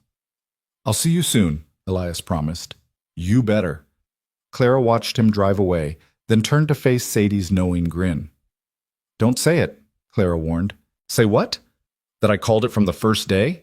That I knew you two were perfect for each other the moment I saw him carry your trunk? Sadie's grin widened. Fine, I won't say it, but I'm thinking it real loud. The next few weeks brought a sweetness to Clara's life that she'd never experienced before. Elias came to town 3 times a week, always with some excuse about supplies or business, and always staying longer than necessary to talk with Clara. On Sundays, he drove her to the ranch for dinner with May, and afterward they'd sit on the porch or walk the property while Elias showed her every corner of the land he loved. Red Creek's attitude toward Clara began to shift as well. She was no longer just the rejected mail-order bride or Sadie's charity case. She was the woman Elias Turner was courting, which gave her a certain status in the community. More than that, though, she'd proven herself through hard work and genuine kindness, and the townspeople recognized it. Mrs. Patterson started coming to the store specifically to chat with Clara about preserves and recipes. Reverend Matthew's wife invited her to join the ladies' sewing circle. Even some of the women who'd been coldest to her initially began to warm up, offering tentative smiles and polite conversation. The only holdout was Constance Pike, who still swept past Clara without acknowledgement whenever their paths crossed. But Clara found she didn't care. Constance Pike's opinion mattered less and less with each passing day. November gave way to December, bringing cold weather and occasional snow that dusted the mountains white. Clara had never experienced a Western winter before, and she found both the beauty and the harshness of it exhilarating. The sky seemed bigger here, the stars brighter, everything more vivid and alive than anything she'd known in Boston. 2 weeks before Christmas, Elias came to town with May and announced they were taking Clara Christmas shopping. Clara protested that she had everything she needed, but May wouldn't hear of it. It's tradition, May insisted. We always go to the next town over for Christmas shopping. It's bigger than Red Creek and has better selection. Besides, it'll be fun. When's the last time you did something just for fun? Clara couldn't remember, so she agreed. They spent the day browsing shops in Copper Falls, a town about twice the size of Red Creek with actual sidewalks and streetlights. May bought fabric for a new dress. Elias purchased tools and supplies, and Clara found a beautiful shawl for May and a pocket watch chain for Elias that she could just barely afford. They had dinner at a real restaurant, Clara's first restaurant meal since arriving in Wyoming. And then Elias drove them home through the darkness, May dozing in the back of the wagon while Clara sat up front beside him. Did you have a good day? Elias asked quietly. The best day, Clara confirmed. Thank you for including me. You're family now. Of course we included you. The word family settled into Clara's heart and made itself at home. Family. She'd been alone for so long that she'd forgotten what it felt like to belong to something bigger than herself. Elias? she said softly, not wanting to wake May. "Can I ask you something?" "Anything." "When you said you were going to court me properly, how long did you imagine that would take?" "Before you asked the other question, I mean." She felt rather than saw his smile in the darkness. "I was thinking maybe until spring. Give us time to know each other better. Let the town get used to the idea. Do things right." "And if I told you that felt like a very long time to wait?"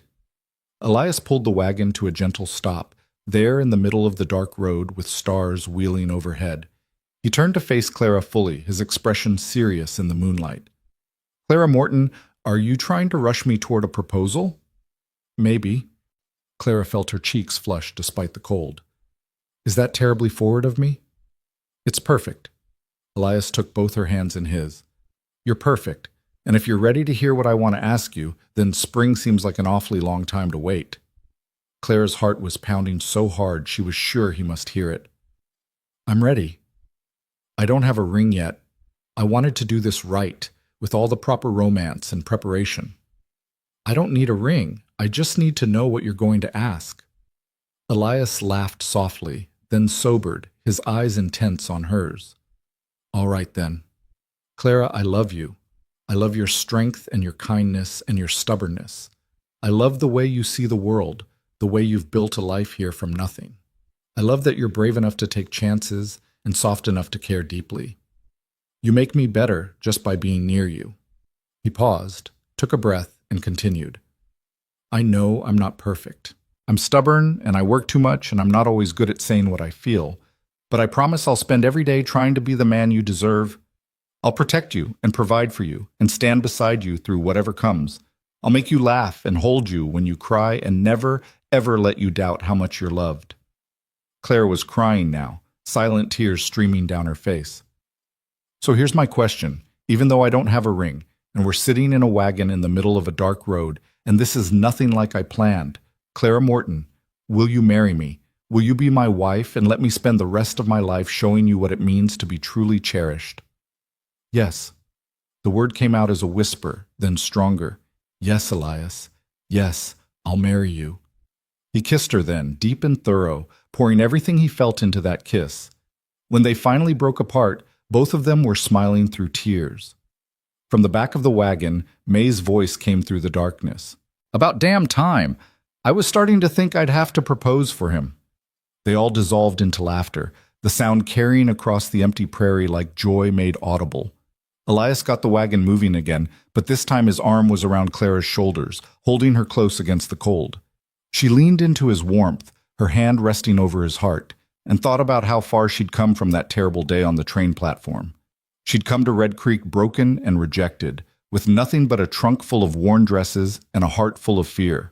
But she'd found work that gave her purpose, friends who became family, and a love deeper than anything she'd imagined possible. The rejected bride had found her home. And more than that, she'd found herself. The news of their engagement spread through Red Creek faster than wildfire through dry grass. By the time they returned to town the next morning, it seemed like everyone already knew. Sadie greeted Clara with a bone-crushing hug that left her breathless, declaring she'd known it would happen from the very beginning. Reverend Matthews offered his congratulations and his church for the ceremony. Even the usually taciturn blacksmith grinned and told Elias he was a lucky man. Not everyone was pleased, of course.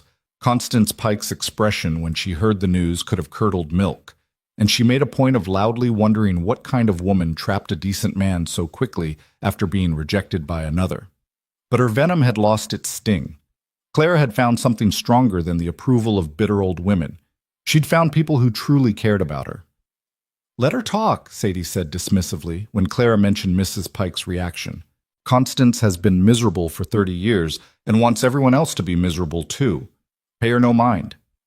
Clara tried to follow that advice, throwing herself into wedding preparations with May's enthusiastic help.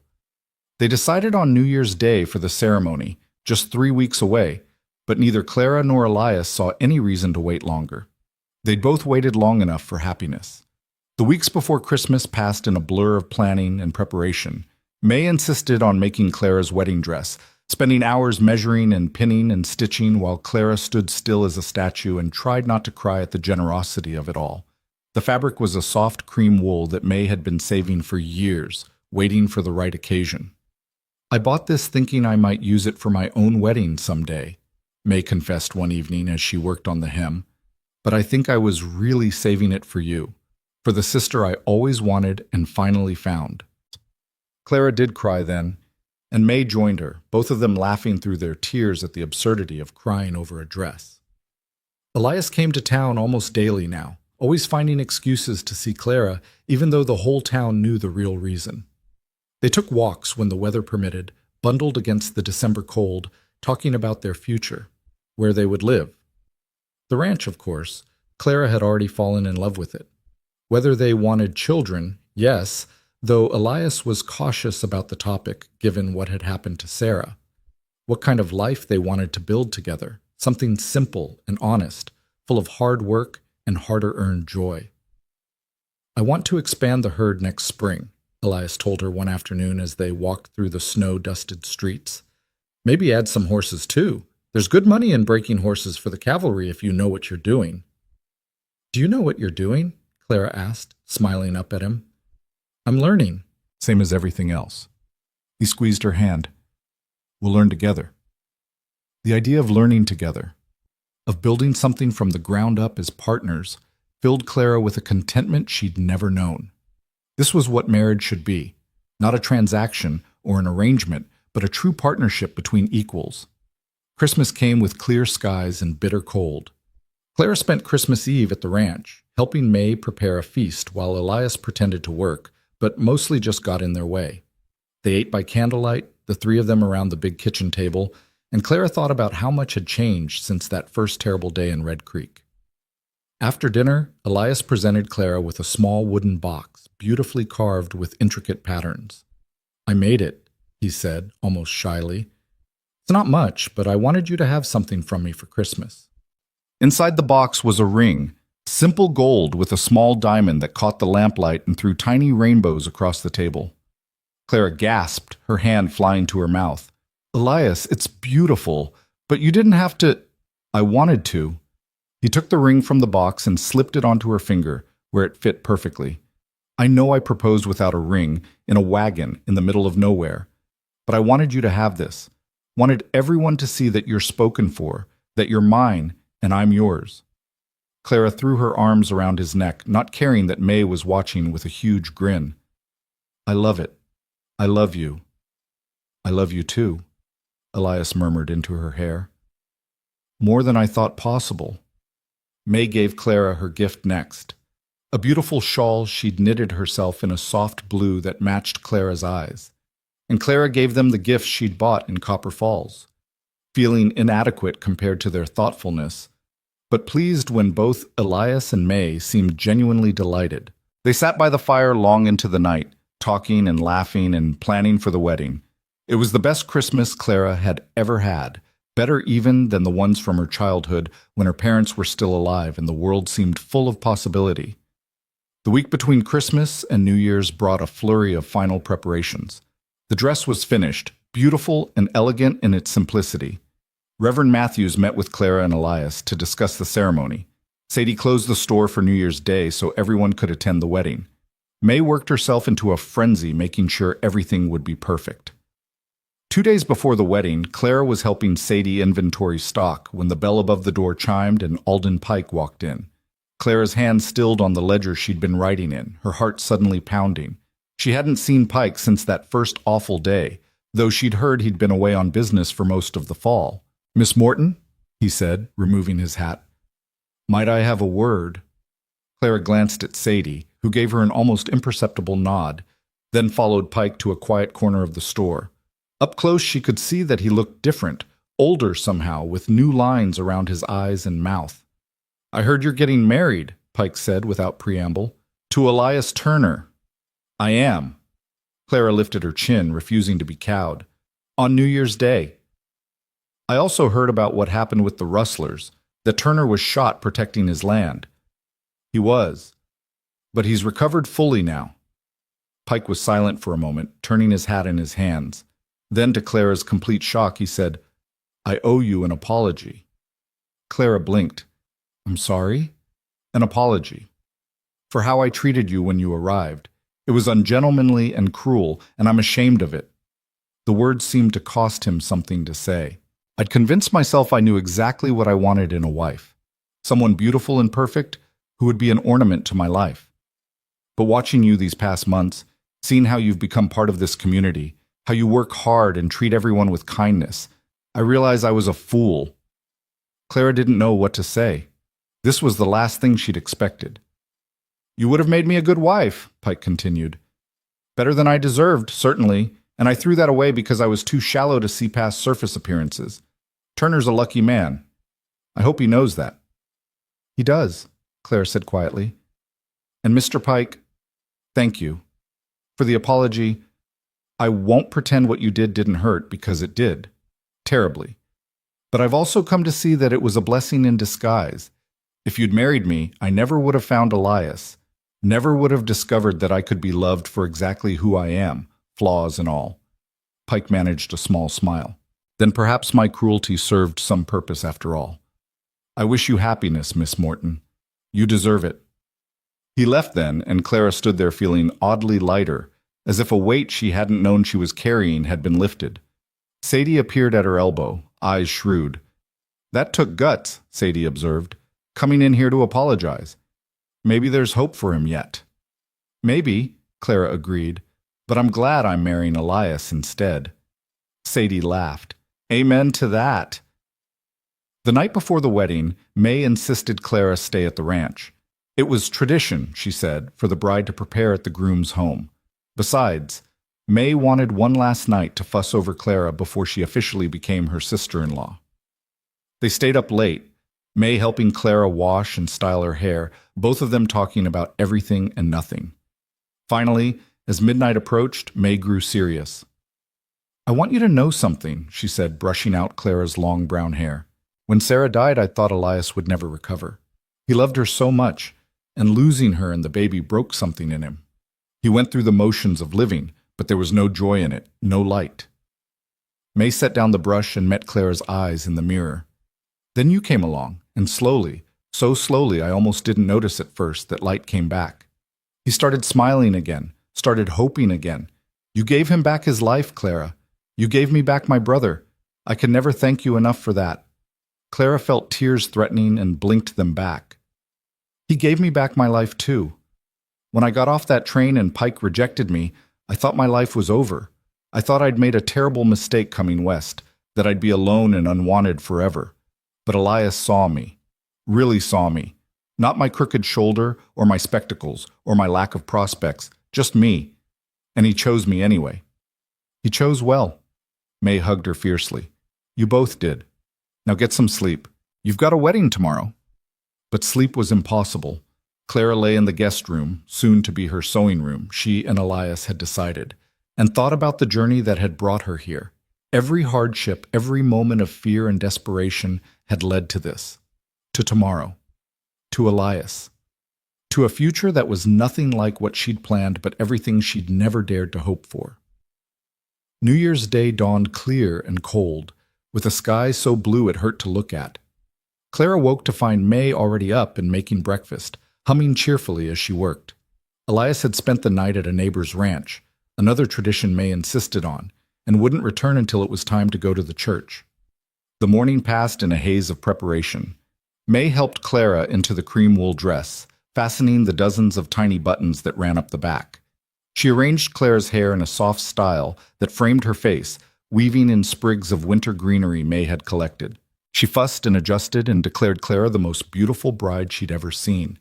When Clara looked at herself in the mirror, she barely recognized the woman staring back. She looked happy. Truly, deeply happy. The shadows that had haunted her eyes for so long were gone, replaced by a brightness that seemed to come from within. "Ready?" May asked softly. More than ready.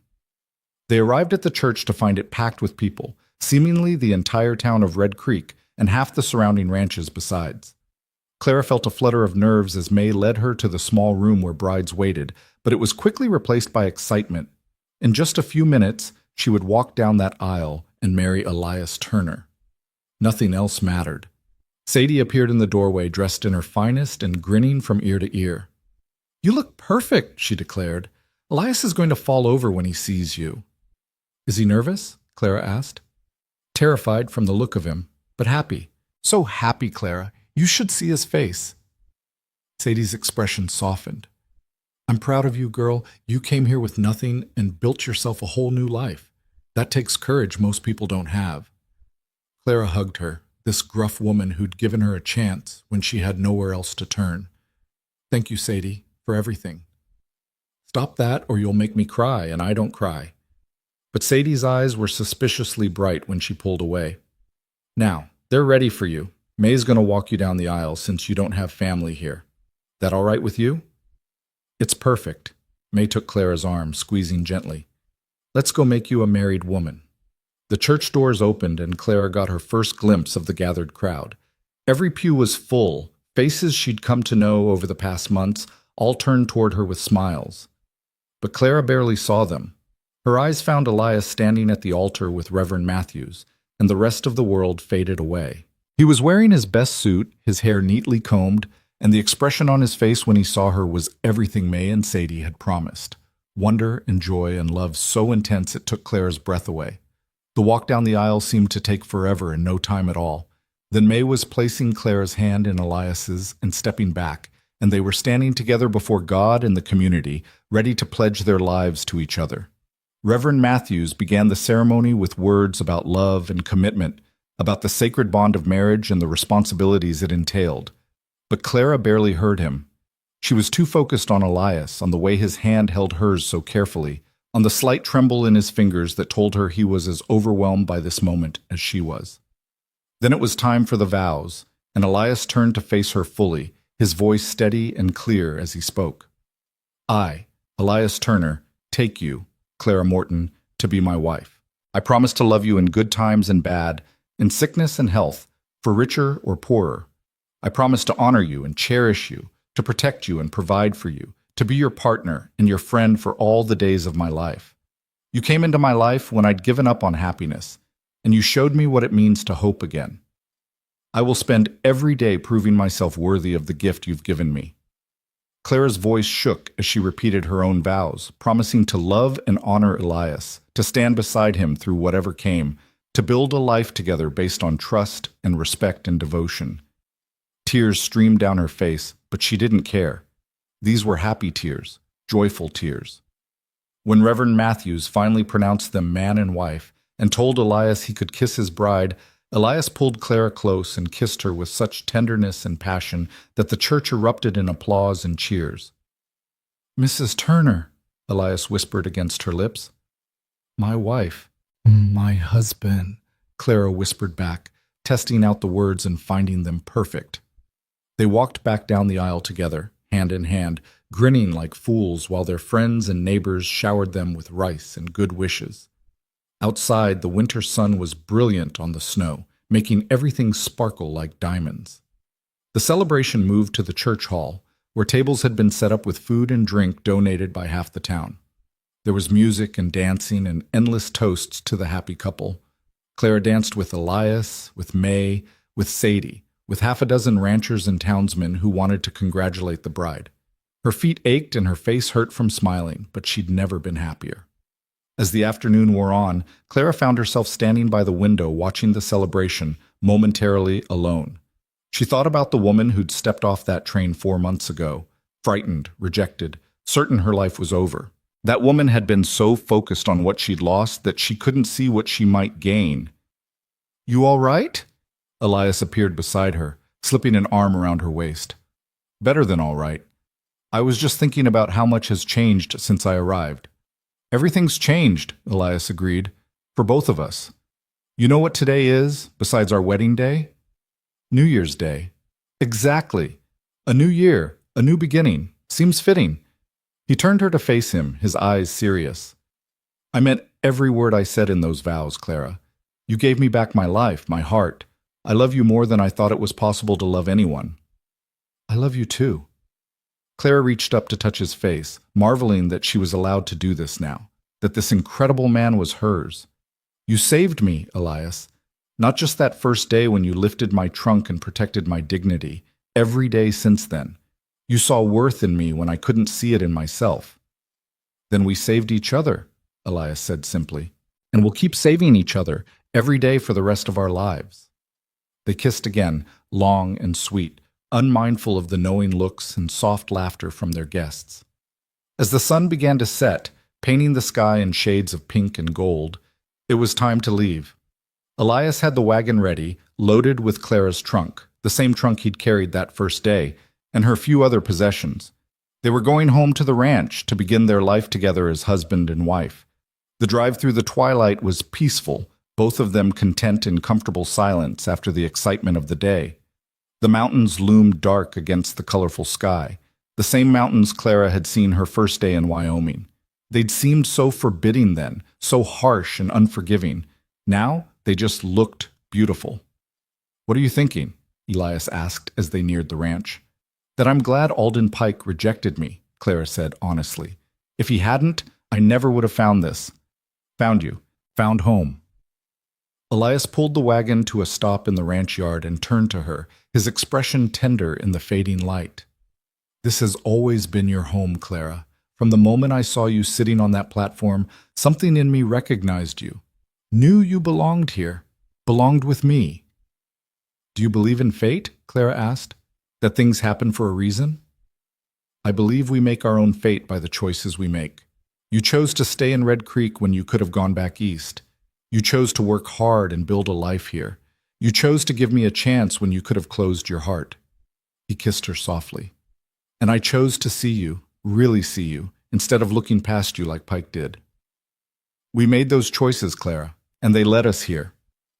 May had thoughtfully made herself scarce for the evening, leaving a note saying she was staying with a neighbor to give the newlyweds privacy. The house was quiet and warm, the fire already laid and waiting to be lit. Elias carried Clara over the threshold, both of them laughing at the tradition, then set her down gently in the center of the main room. "Welcome home, Mrs. Turner," he said softly. Clara looked around at the house that was now hers, the sturdy furniture, the braided rugs, the curtains at the windows. It wasn't fancy or elegant. It wasn't anything like what she'd imagined her married life would be when she'd left Boston all those months ago. It was better. So much better. "Home," she repeated, the words settling into her heart with perfect certainty. "That's exactly what this is." Later, as they lay together in the darkness of their bedroom, Clara thought about the strange path that had brought her to this moment. Every rejection, every hardship, every moment of fear and doubt had been necessary. They'd shaped her, strengthened her, prepared her for this life and this love. "Thank you," she whispered into the darkness. Elias stirred beside her. "For what?" "For seeing me. For choosing me. For making me your wife."